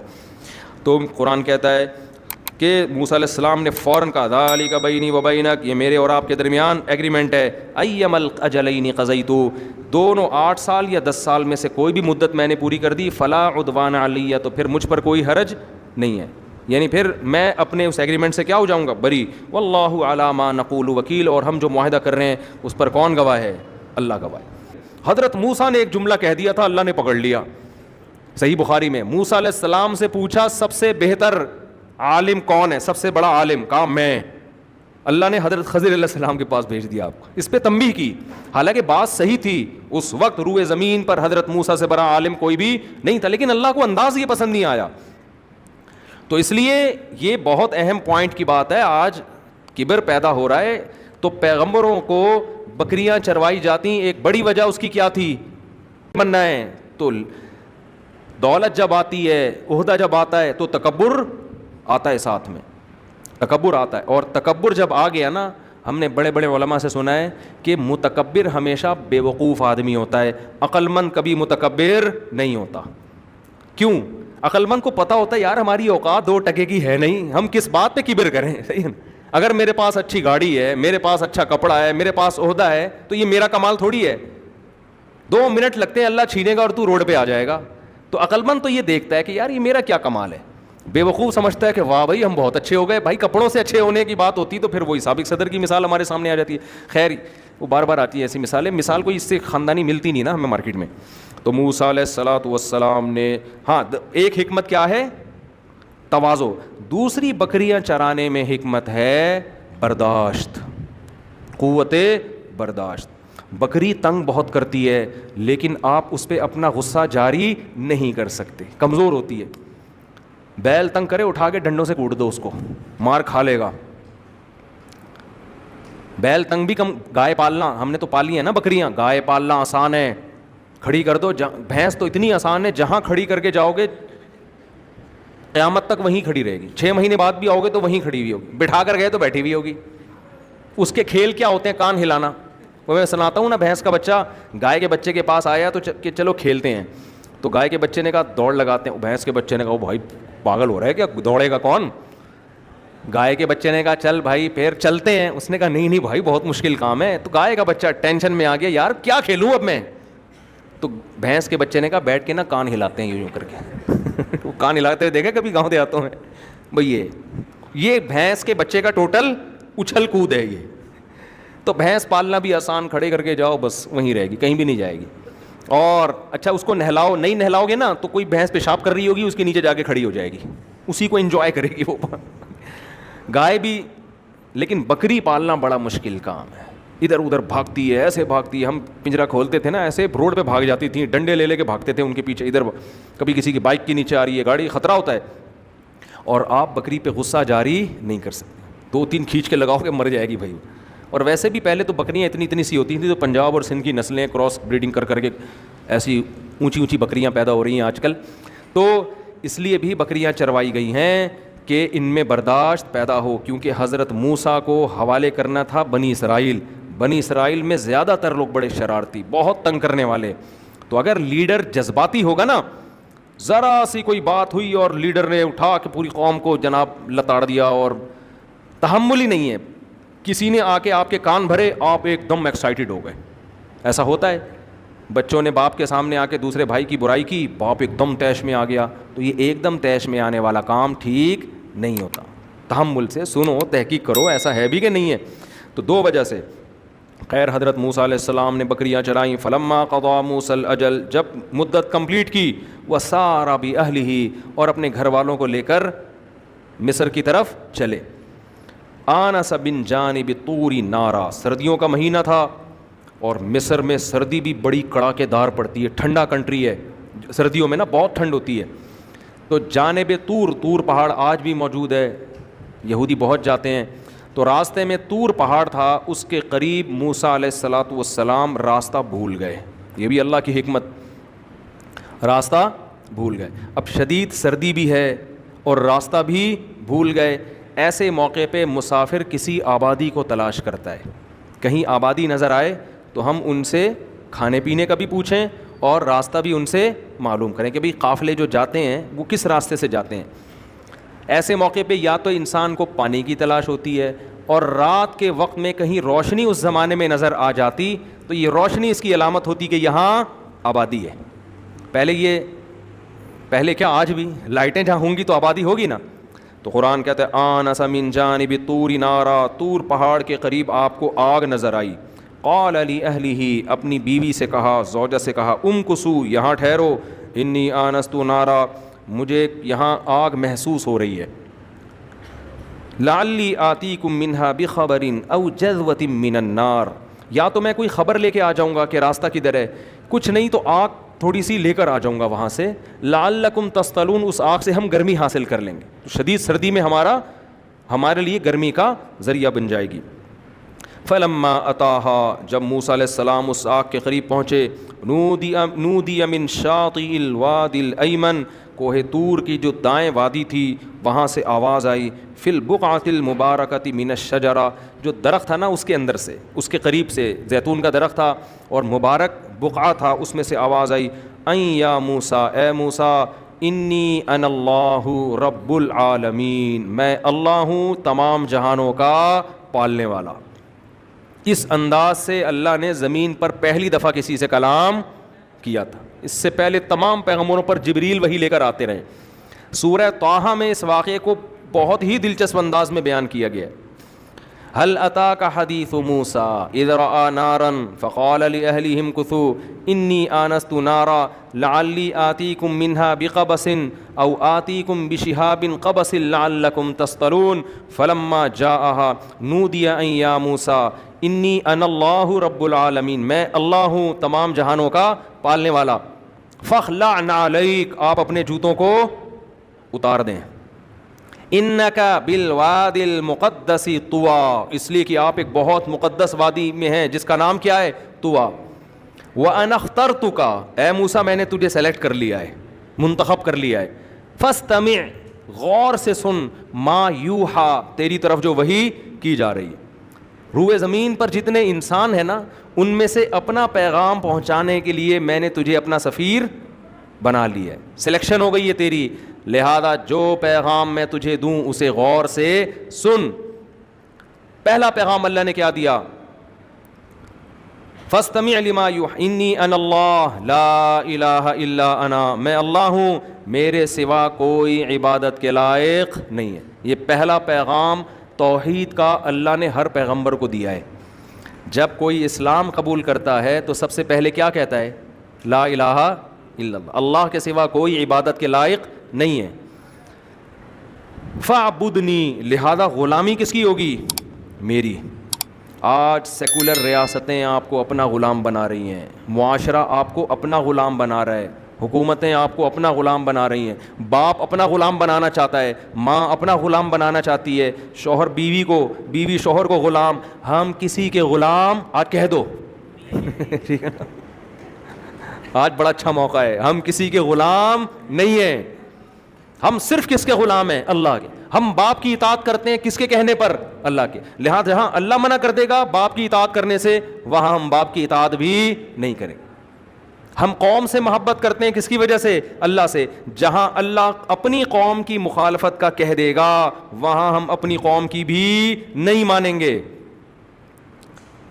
ایاک نعبد و ایاک نستعین. وہ ایک ہمارے سیاسی لیڈر بہت زیادہ یہ جملہ کہتے تھے, لوگوں نے اس پہ بھی ان کا مذاق اڑانا شروع کر دیا. خاندانی جملہ تھا, ایاک نعبد و ایاک نستعین, ہم غلامی صرف کس کی کریں گے, اللہ کی. تو پہلا جو حضرت موسیٰ علیہ السلام کو بتایا گیا نا جملہ کیا ہے, میں اللہ ہوں میرے سوا کوئی عبادت کے لائق نہیں. فاعبدنی, عبادت کس کی کرنی ہے, میری. اور اس کے بعد جو سب سے پہلا حکم, وَأَقِمِ الصَّلَاةَ لِذِكْرِي, میرے یاد کے لیے نماز کو قائم کرنا ہے. دیکھو اگر آپ نماز نہیں پڑھتے نا تو اپنے آپ کو اسلام کی طرف منسوب کرنا چھوڑ دو. اسلام اور نماز کا ریڑھ کی ہڈی کی حیثیت ہے. تبھی امام احمد بن حنبل کے نزدیک جو نماز چھوڑ دے وہ دائرہ اسلام سے ہی خارج ہو جاتا ہے, کافر ہو جاتا ہے. وہ کہتے ہیں یہ ہے ہی ہو ہی نہیں سکتا کہ مسلمان بھی ہو اور نماز بھی نہ پڑھتا ہو. عرب میں ایسے لوگ بھی ہیں شراب پی رہے ہیں مگر نماز پڑھ رہے ہیں. ایک صاحب نے مجھے بتایا کہ وہاں, میں پوری ڈیٹیل نہیں بتاؤں گا ان کا, پھر وہ ڈیلیٹ کروا دیں گے, وہ ان کے وہاں بڑے مسائل کھڑے ہو جاتے ہیں ان کے لیے, کہ کہتے ہیں ہم نے عیاش عربوں کو بھی دیکھا ہے لیکن نماز نہیں چھوڑتے وہ. یہ تو ہندوستان پاکستان کی بدعت ہے کہ اپنے آپ کو مسلم بھی کہتے ہیں اور نماز بھی قضا کر دیتے ہیں. یہ ہو نہیں سکتا. تو اللہ کی توحید کا اقرار کے بعد اور اللہ کی عبادت کرنی ہے, اس کے ساتھ نماز لازمی جڑی ہوئی ہے. اقیم الصلاۃ لذکری ان الساعۃ آتیۃ اکاد اخفیہا. اگلا پیغام اللہ نے دیا, بے شک قیامت قائم ہو کے رہے گی. کیونکہ اسلام اور لبرل لوگوں میں بڑا فرق یہ بھی ہے کہ وہ آخرت کے قائل نہیں ہیں. اور ہم یہ دیکھو, یہ اللہ موسیٰ کو ڈائریکٹ پیغامات دے رہا ہے. ان میں سے کوئی بھی پیغام لبرل لوگ یا اللہ کو نہ ماننے والے لوگ نہیں دیتے. دنیا میں کہیں دیکھا اسمبلی کا اجلاس ہوا اور قرارداد پاس ہوئی کہ ہم اس بات پہ یقین رکھتے ہیں کہ موت کے بعد ہم دوبارہ زندہ ہوں گے. یونائٹڈ نیشن نے ایک قانون پاس کر دی, کبھی سنا آپ نے؟ یا جب آپ اسکول میں جاتے ہیں فزکس کیمسٹری کی کتاب میں کبھی سنا؟ یا آپ کے پروفیسر نے آپ کو بتایا ہو سائنسدانوں کی تحقیق کر کے کہ ایک دن ہم دوبارہ زندہ ہوں گے اور خدا کے سامنے کھڑے ہوں گے؟ کبھی سنا آپ نے؟ یہ ٹاپک کسی سائنسدان کا, ڈاکٹر کا, انجینئر کا ہے ہی نہیں, کیونکہ خدا نے کہا ہے میں زندہ کروں گا. خدا کا سفیر بتائے گا خدا کے کہنے سے. اس لیے اللہ موسیٰ علیہ السلام کو اپنا سفیر بنا رہے ہیں اور اہم ترین باتیں ڈیلیور کر رہے ہیں کہ یہ پیغام مجھ سے لے کے آپ لوگوں تک پہنچا دیں, کیونکہ آپ کے علاوہ دنیا کو کوئی یہ باتیں نہیں بتائے گا. یہ لوگوں کا ٹاپک ہی نہیں ہے, یہ میرا ٹاپک ہے, اللہ کا ٹاپک ہے. اللہ کو دلچسپی ہے اس میں. وَإِنَّ السَّاعَةَ آتِيَةٌ, اے موسیٰ خوب سمجھ لے, بے شک قیامت ایک دن آ کر رہے گی. اکاد اخفیہا, اس کا ٹائم میں نہیں بتاؤں گا کبھی بھی. لِتُجْزَا كُلُّ نَفْسٍ بِمَا تَسْعَىٰ, تاکہ انسان جو عمل کر رہے ہیں ہر شخص کو اس کے عمل کا پورا پورا بدلہ دیا جائے. یہ حکمت بیان کر دی اللہ نے, کیونکہ اگر قیامت قائم نہیں ہوگی تو اے موسیٰ جو اچھا ہے وہ بھی مر کے ختم, جو برا ہے وہ بھی مر کے ختم. اچھے کو اچھائی کا بدلہ نہیں, برے کو برائی کا بدلہ نہیں. ایسا کیسے ہو سکتا ہے؟ اے موسیٰ میں تجھے بتا رہا ہوں, یقین کر لے, پبلک کو جا کے بتا دے. اب پبلک تجھ پہ یقین کیسے کرے گی کہ اللہ نے بتایا؟ وہ میں تجھے معجزے دوں گا, وہ میں تجھے معجزے دوں گا. وہ ٹھہر جا بھی بتاتا ہوں کیسے یقین آئے گا تیرے اوپر لوگوں کو کہ تو واقعی اللہ کا سفیر ہے. وہ بتاتا ہوں میں. حضرت موسیٰ پریشان ہو رہے تھے نا, اللہ میں یہ باتیں پبلک کو بتاؤں گا, مانیں گے کیسے وہ کہ میں تیرا پیغمبر ہوں, کوہ طور پر تو نے مجھ سے بات کی ہے. اللہ نے کہا بھی ٹھہر جا, وہ میں بتاؤں. یہ سب باتیں دل میں ہو رہی ہیں.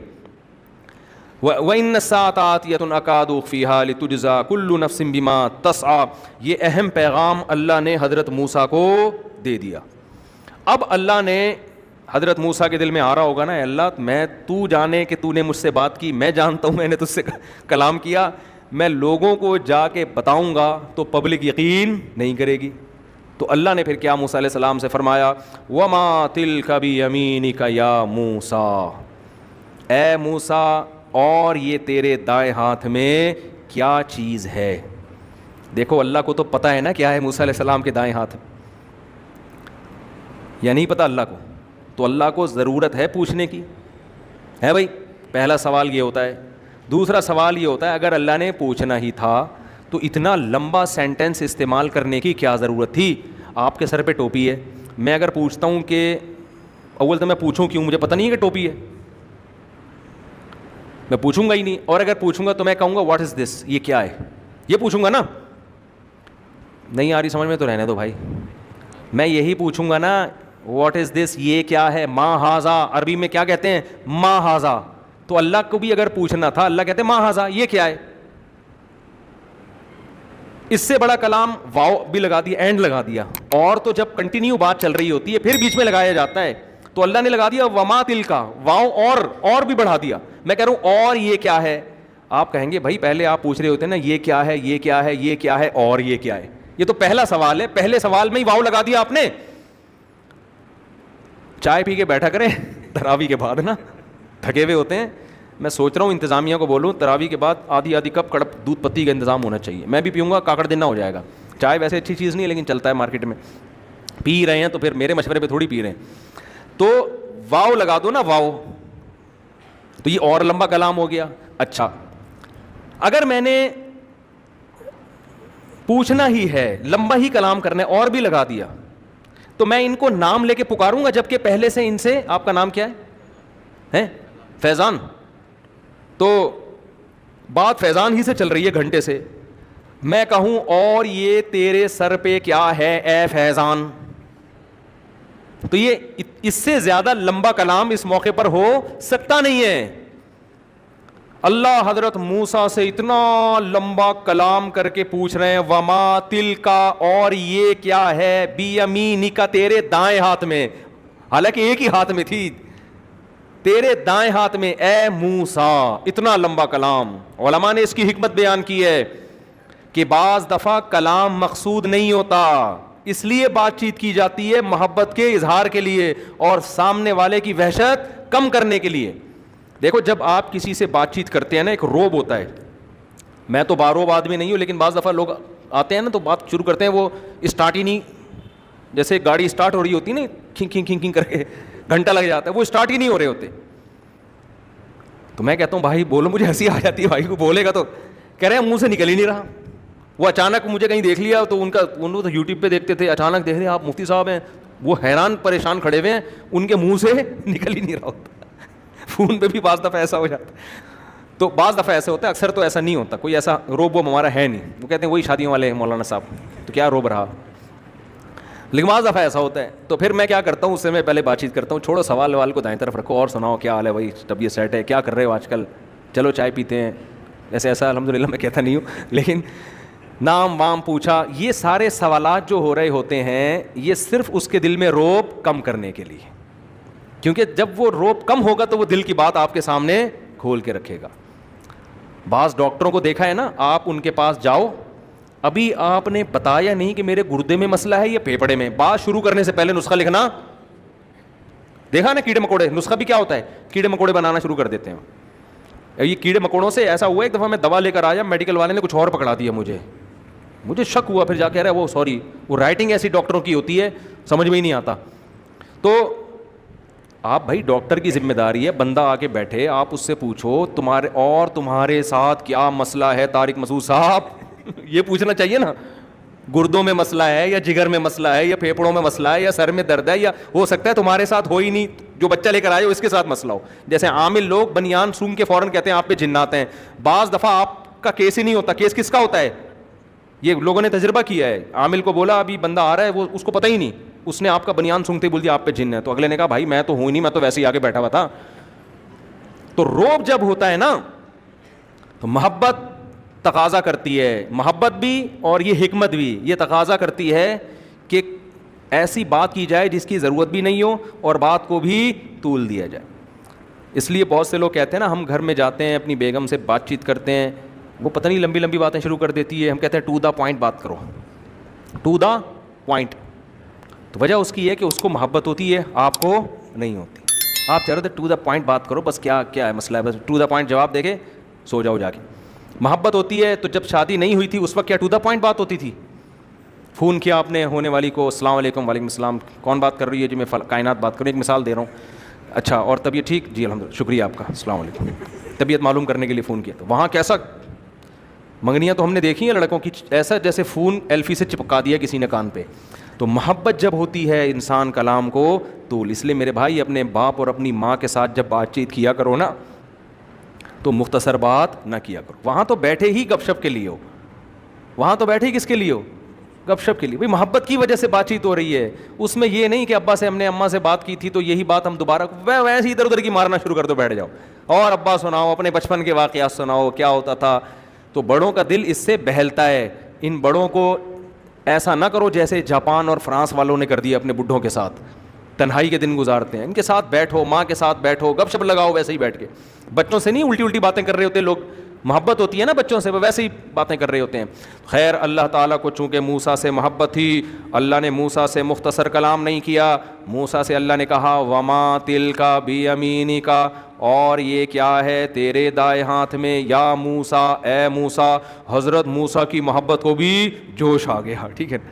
حضرت موسیٰ بھی کہہ سکتے تھے اے اللہ جب تجھے پتہ ہے تو پوچھ کیوں رہا ہے مجھ سے, جیسے آپ اپنی بیگم سے کوئی جواب دیتے ہیں کہ ابھی بتایا تو ہے بھائی, اور بیگم بھی ایسے ہی جواب دیتی ہے. آپ نے پوچھا کیا پکا, اس نے کہا جی دال پکی ہے. پھر تھوڑی دیر میں آپ نے پوچھا کیا پکا, بول تو دیا کہ دال پکی ہے. تو چونکہ بہت محبت ہوتی ہے اس لیے گھر کا اسٹائل یہ والا ہوتا ہے. گھر میں یہ اسٹائل چل رہا تھا. تو اللہ نے موسیٰ علیہ السلام سے پوچھا نا اتنا لمبا کلام, تو حضرت موسیٰ نے یہ نہیں کہا کہ اللہ تجھے پتہ ہی ہے. جب اللہ نے دیکھا کہ جب موسیٰ علیہ السلام نے دیکھا اللہ مجھ سے بات چیت چاہتا ہے, تو پھر آپ بھی لمبی بات چیت کریں. بڑا جب کوئی بات پوچھا کرے نا تو یہ نہیں کہتی اور پتہ نہیں, بیٹھ کے تھوڑا تفصیل سے جواب دیا کرو. تو آپ نے کیا کیا, حضرت موسیٰ نے کیا کیا, فوراً اچھا جواب بھی دیا اور وہ بھی مختصر نہیں. میں جب آپ سے پوچھتا ہوں یہ اور آپ کے سر پہ یہ کیا چیز ہے فیضان بھائی, آپ کہیں گے ٹوپی, کافی ہے نا جواب. لیکن فیضان بھائی کو بھی بڑا مفتی صاحب فری ہو رہے ہیں بھائی, آج فری ہونے کا ٹائم ہے. فیضان بھائی بھی فارم میں آ گئے, میری کھوپڑی کے اوپر ایک ٹوپی رکھی ہوئی ہے جس سے میں سر بھی ڈھانپتا ہوں اور ناک بھی اللہ نہ کرے پسینہ بھی صاف کرتا ہوں. تو میں کہوں گا نا کہ بھائی میں نے پوچھا یہ کیا ہے اور آپ نے پوری ڈیٹیل, تو آپ کہو گے کہ آپ کو پوچھنے کی ضرورت کیا تھی, آپ بھی تو ویسے ہی پوچھ رہے تھے تو ہم بھی ویسے ہی جواب دے رہے تھے. تو حضرت موسیٰ علیہ السلام سے اللہ نے پوچھا اور یہ دائیں ہاتھ میں کیا ہے, تیرے دائیں ہاتھ میں کیا ہے اے موسیٰ. حضرت موسیٰ نے کیا فرمایا, قال ہی عصای, یہ میری لاٹھی ہے.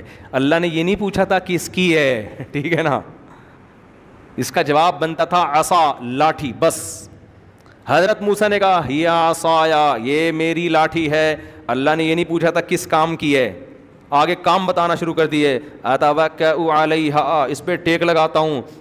واہش بہا علی غنمی, اور درختوں سے پتے جھاڑ کے بکریوں کو. کیسے یار, اللہ نے اتنے بڑے پیغمبر پیدا کیے, کام کیا ہے, درختوں سے پتے جھاڑ کے بکریوں کو کھلانا. کہتے ہیں تکلف والی زندگی جو اختیار کرتا ہے وہ کبھی بھی بڑا آدمی نہیں بنتا. آپ جیسے ہو نا ویسے نظر آؤ. آج نا تکلفات نے مار دیا تکلفات. شادی میں جانے کے لیے گھنٹہ تیار, اور دولہا ہم کئی دفعہ بنے ہیں اسی ڈریس میں. یار آپ کا پتہ نہیں دولہا بننے سے پہلے ایک گھنٹہ بیوٹی پارلر میں بیٹھے گا, لپائی پتائی ادھر گھسائی ریگ مال سے. چھوڑ یار, تو مرد ہے یار, تو نہا لے, جا کے ڈیٹول سے نہا لے, تیزاب سے نہا لے اگر زیادہ مسئلہ ہے. اتنا ٹائم تم ان چیزوں پہ لگاؤ گے, تم سے دنیا میں اللہ کوئی بڑا کام نہیں لے گا. یہ کام مردوں کے نہیں ہیں. میں نہیں کہہ رہا دولہا بنتے ہوئے تیار نہ ہو, اتنا تیار ہو جائیں, نہائیں دھوئیں, شیمپو سے نہا لیں اس دن. ہم تو کبھی شیمپو سے بھی نہیں نہائے, لیکن چلو آپ شیمپو سے نہا لو. بال ہے نہیں اور نہانے کے لیے ایسے کام ہو رہے ہیں یار, اتنی کون سی چیزیں استعمال ہو رہی ہیں. اتنا ٹائم نہیں ہوتا. تکلف والی زندگی, جو تکلف والی زندگی اختیار کرتا ہے خود بھی ٹینشن میں ہوتا ہے اور سامنے والے کو بھی ٹینشن میں. میرے ایک دوست تھے آرمی میں, بڑے اچھے آفیسر, بہت قریبی رشتے دار تھے.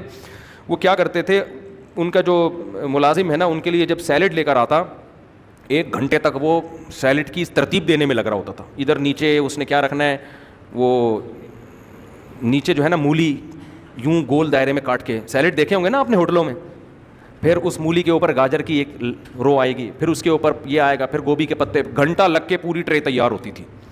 وہ ذرا دین پر آ گئے, اس نے اپنے ملازم سے کہا ایسے لا کے لے کر آیا, ہم خود ہی تلاش کر لیں گے مولی کدھر رکھی ہوئی ہے. گھنٹہ تو اس میں لگا رہا ہے اور یہ ترتیب 2 منٹ میں کیا ہو جاتی ہے, خراب. مہمانوں کے سامنے رکھو, برباد. تو گھر میں بھی گھر والوں کو اتنی ٹینشن نہ دیا کرو کہ یوں ایسے کاٹ کے. بیگم سے بولو ایسی کھیرا لا کے, ہم نے تو ایسے بھی دیکھا ہے ایسی کھیرا اٹھا کے کھانا شروع کر دیں. خیر کٹوا دیں, بالکل ہی بکریوں والا اسٹائل نہ ہو, لیکن یہ جو گھنٹوں ترتیب اور پہلے یہ والی سیٹنگ, یہ کوئی مشین ایجاد ہو جائے جو یہ خود سے کر دے تو ٹھیک ہے. انسانوں کو ان کاموں میں اتنی ٹینشن نہ دیا کرو.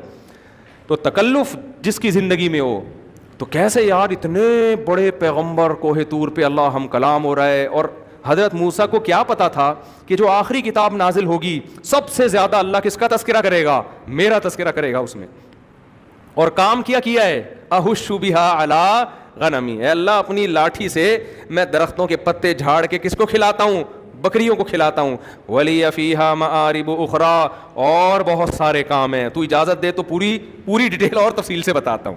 اور کیا کام ہو سکتے ہیں, ٹھکائی لگانا بھی ہو سکتا ہے, ٹھکائی لگانا بھی ہو سکتا ہے نا, کہ کوئی زیادہ مسئلہ کرے تو مکے کے بجائے اب کیا استعمال کرو؟ لاٹھی استعمال کرو.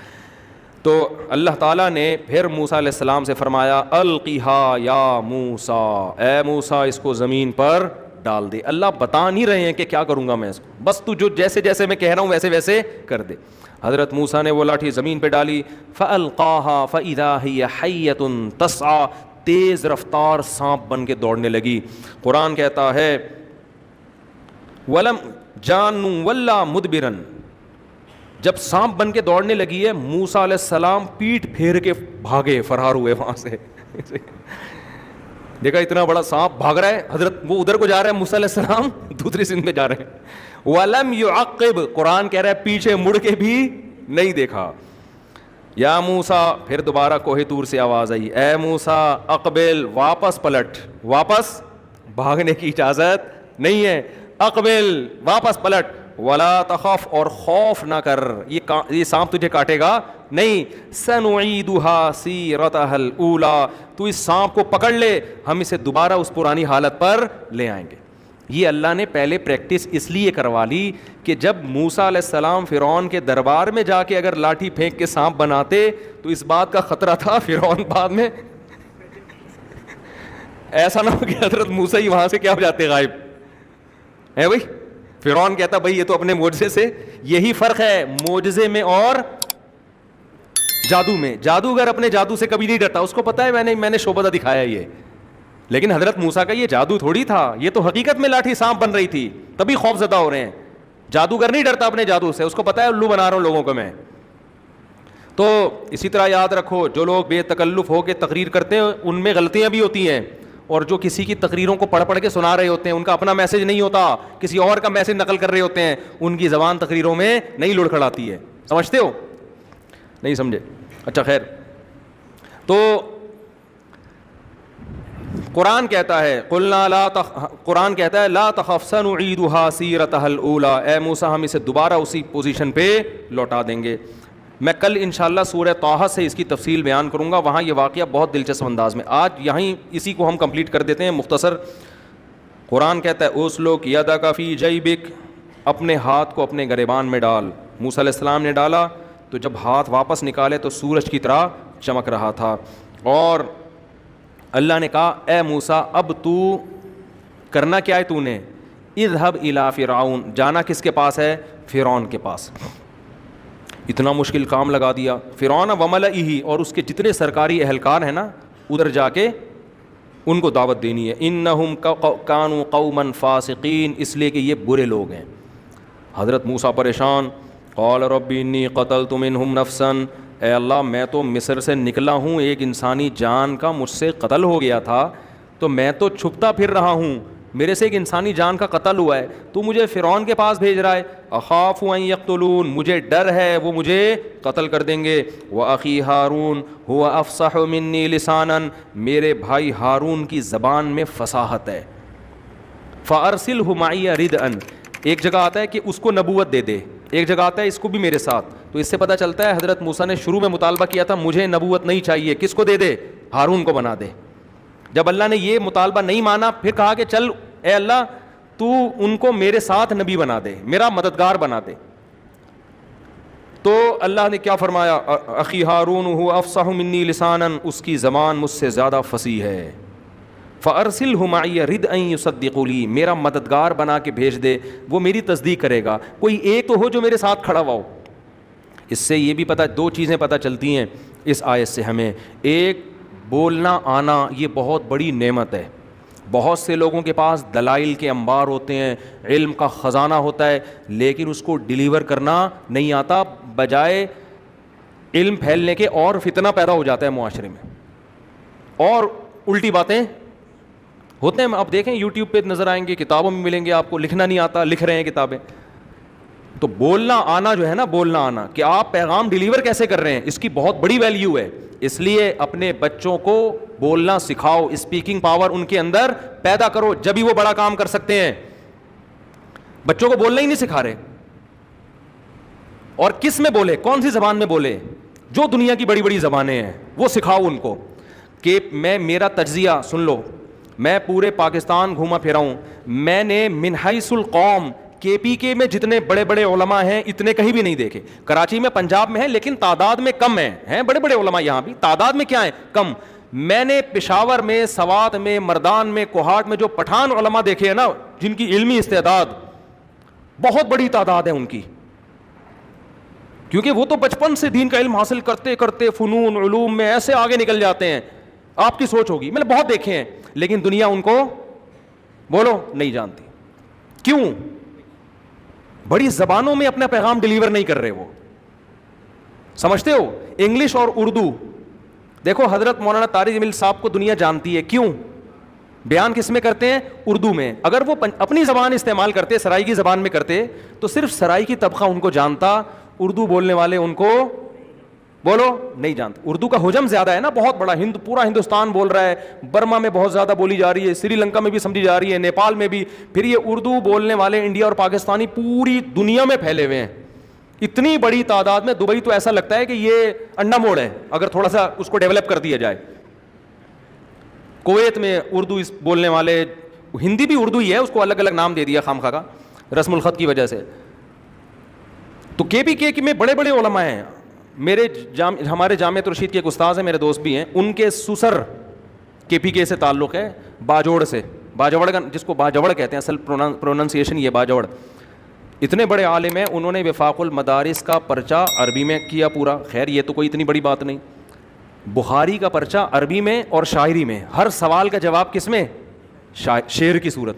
وہیں بیٹھے بیٹھے شعر بنانا شروع کیا. جو ممتحن تھا نا وہ دیکھ کے حیران ہو گیا, اتنی زبردست استعداد ہے کہ آپ ہر بات کا جواب بھی دے رہے ہیں, اور جواب بھی شاعری میں, اور شاعری پشتوں میں نہیں, کون سی؟ عربی شاعری میں. یہ تو میں نے ایک مثال دی ہے. تو میں جب جاتا ہوں وہاں بڑے بڑے علماء ہیں, لیکن دنیا ان کو نہیں جانتی. کیوں؟ آپ اپنا پیغام جس زبان میں ڈیلیور کر رہے ہیں اس زبان سے لوگ, زیادہ بڑی دنیا اس زبان سے واقف نہیں ہے. اس لیے میں تو یہ کہتا ہوں اس زمانے میں ہمارے دینی طلبہ پر انگلش سیکھنا شاید فرض کفایہ, اب دور کی بات ہو گئی, شاید فرض عین ہے. کیونکہ دنیا میں اس وقت, پوری دنیا میں بولی جانے والی نہیں کہہ سکتے ہم, سمجھی جانے والی سب سے بڑی زبان انگلش ہے. تو اپنے بچوں کو اردو بھی سکھائیں. اردو تو اس لیے سکھائیں, ایک تو اردو کا حجم بھی کم نہیں ہے, خوب سمجھ لو. اردو کے ساتھ اگر آپ ہندی کو ملا لو تو یہ دنیا کی 3-4 بڑی زبانوں میں آ جائے گی. یہ چھوٹی نہیں ہے زبان, تیسرے یا چوتھے نمبر پر آئے گا اس کا, یعنی پھیلاؤ کے اعتبار سے. اور دوسری یہ کہ آپ کا رشتہ علماء سے قائم رہے گا. اگر آپ نے اردو سے ان کو کٹا دیا نا اپنے بچوں کو, تو پھر کلچر آپ کا چینج ہو جائے گا. کیونکہ زبان جب آتی ہے نا غیروں کی, تو کلچر ساتھ ساتھ تشریف لاتا ہے. پھر ماموں, چاچو, خالہ, پھپھو مارکیٹ سے کیا ہو جائیں گے؟ شارٹ. پھر آئیے, بیٹھیے, کھائیے, یہ الفاظ گئے. انگلش میں سب کے لیے یو, ابا بھی یو, ماموں بھی یو, کم ہیئر, ابا کو بھی کم ہیئر, نانا بھی کم ہیئر, بیگم بھی کم ہیئر. اردو میں کیا ہے؟ الو کا پٹھا ہے تو ادھر آ, ادھر آ. اور ہم تو پنجابی کا بھی تڑکا لگا دیتے ہیں, پراوڑ. اردو میں اجازت ہے نا, تڑکا تو کسی بھی زبان کا لگا سکتے ہو آپ. آپ جاتے ہو بھائی بھنڈی چاہیے, تھوڑا سا تری ڈال دینا اس میں, ٹھیک ہے نا, تڑکا لگا دینا اس میں. تو یہ بھی بڑا فائدہ, اردو میں تڑکا کسی بھی زبان کا لگا سکتے ہو. تو پاگل آدمی اس کو بلاؤ گے, ادھر آؤ, تھوڑا احترام کرنا ہے تو آپ نے کیا کرنا ہے؟ ادھر آ, ادھر آ. پھر تھوڑا اور رسپیکٹ دینی ہے, ادھر آئیں. اور مزید رسپیکٹ دینی ہے, ادھر آئیے.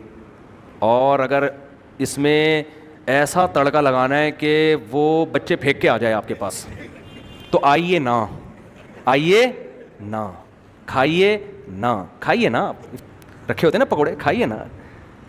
تو اردو کی ایک تہذیب ہے, کیونکہ بادشاہوں کے محلات میں بننے والی زبان ہے, یہ لشکری زبان ہے نا, تو بڑے بڑے محلات میں یہ بنی ہے. اکبر بہادر شاہ ظفر کی شاعری میں نے برما میں دیکھی ہے, اس کے مزار پہ جو اس کی اپنی شاعری ہے. تو بادشاہ لوگ یہ زمانے بولا کرتے تھے, وہیں سے تہذیب. اب تو اردو یہاں کراچی کی, ورنہ میں نے سندھ میں ایک یونیورسٹی کے وائس چانسلر سے سنا, بوڑھے تھے, کہتے ہیں ہم, وہ سندھی تھے, انہوں نے مجھے خود بتایا کہ ہم بچپن میں ہمارے والدین ہم کو کراچی بھیجا کرتے تھے, کراچی کے اسکولوں میں پڑھو تہذیب سیکھنے کے لیے. سمجھتے ہو کہ نہیں سمجھتے؟ کہہ رہے ہمیں اردو سکھائی جاتی تھی, کس کے لیے؟ تہذیب کے لیے. کہتے ہیں ہم کراچی میں آتے ہیں, ہماری استانی ہمیں ڈانٹتی, ہاں نہیں بولتے, جی بولتے ہیں, آؤ نہیں بولتے, آئیے بولتے ہیں, جاؤ نہیں بولتے, جائیے بولتے ہیں. یہ مجھے وائس چانسلر نے, بہت بڑی یونیورسٹی کے تھے, سندھی تھے, انہوں نے خود بتایا. اب تو حال ہی کیا ہو گیا ہے, کیا کر رہا ہے, کدھر سے آ رہا ہے, یہ بس یہ چل رہا ہے کراچی میں. تہذیب کی ایسی کی تیسی ہو گئی الحمدللہ. خیر, تو یہ جو موسیٰ علیہ السلام نے کہا نا افصح منی لسانا, زبان کیا ہونی چاہیے, فصیح. تو کون سی زبان ہونی چاہیے فصیح؟ بڑی زبانوں پہ محنت کرو, انگلش سکھاؤ اپنے بچوں کو, اردو سکھاؤ, اور ہمت ہے تو عربی بھی سکھا دو, وہ تو بہت ہی اچھا ہو جائے گا. اگر لیکن عربی کو میں زیادہ پاکستان میں فوکس اس لیے نہیں کرتا کہ عرب کے پاس علماء بہت ہیں سننے کے لیے, سمجھتے ہو نا, وہ اپنے علماء ان کے پاس اتنے بڑے بڑے علامے پڑے ہوئے, وہ آپ کی کیوں سنیں گے؟ تو آپ اگر ڈاکٹر ذاکر نائک اگر عربی میں بیان کرتا ہے تو اتنے لوگ غیر مسلم تھوڑی مسلمان ہوتے, انگلش کی وجہ سے بہت ہو رہے ہیں, سمجھتے ہو نا.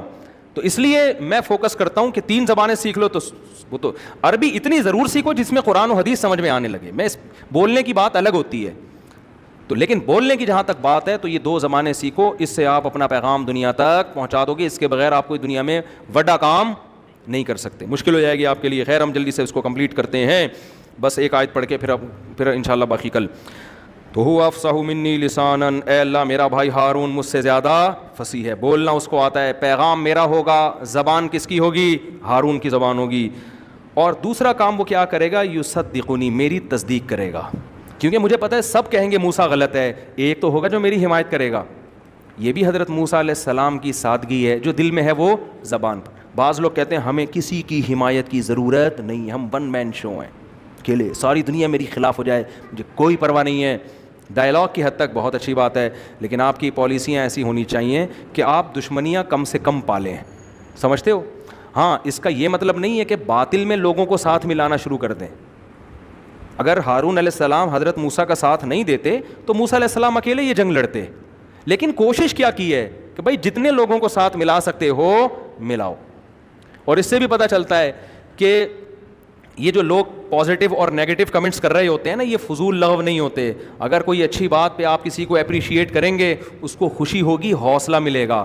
بعض لوگ کہتے ہیں ہماری کوئی تعریف کرے ہماری صحت پہ کوئی فرق نہیں پڑتا, ہم لوگوں کی تعریفوں کے بھوکے نہیں ہیں, کوئی ہماری مخالفت کرے ہمیں تو جوں بھی نہیں دیکھتی. تو بھائی یہ تو آپ معاذ اللہ پھر موسیٰ علیہ السلام سے زیادہ مضبوط دل کے ہیں. حضرت موسیٰ تو کہہ رہے ہیں اللہ کوئی تو میری, جب ساری قوم مخالفت کرے گی میرا بھائی تو میرے ساتھ ہوگا نا, مجھے حوصلہ ملے گا, موٹیویشن ملے گی. اس سے بھی پتہ چلتا ہے کہ آپ کے ماتحت میں اگر کوئی اچھا کام کرتا ہے آپ اس کو اپریشیٹ کیا کرو.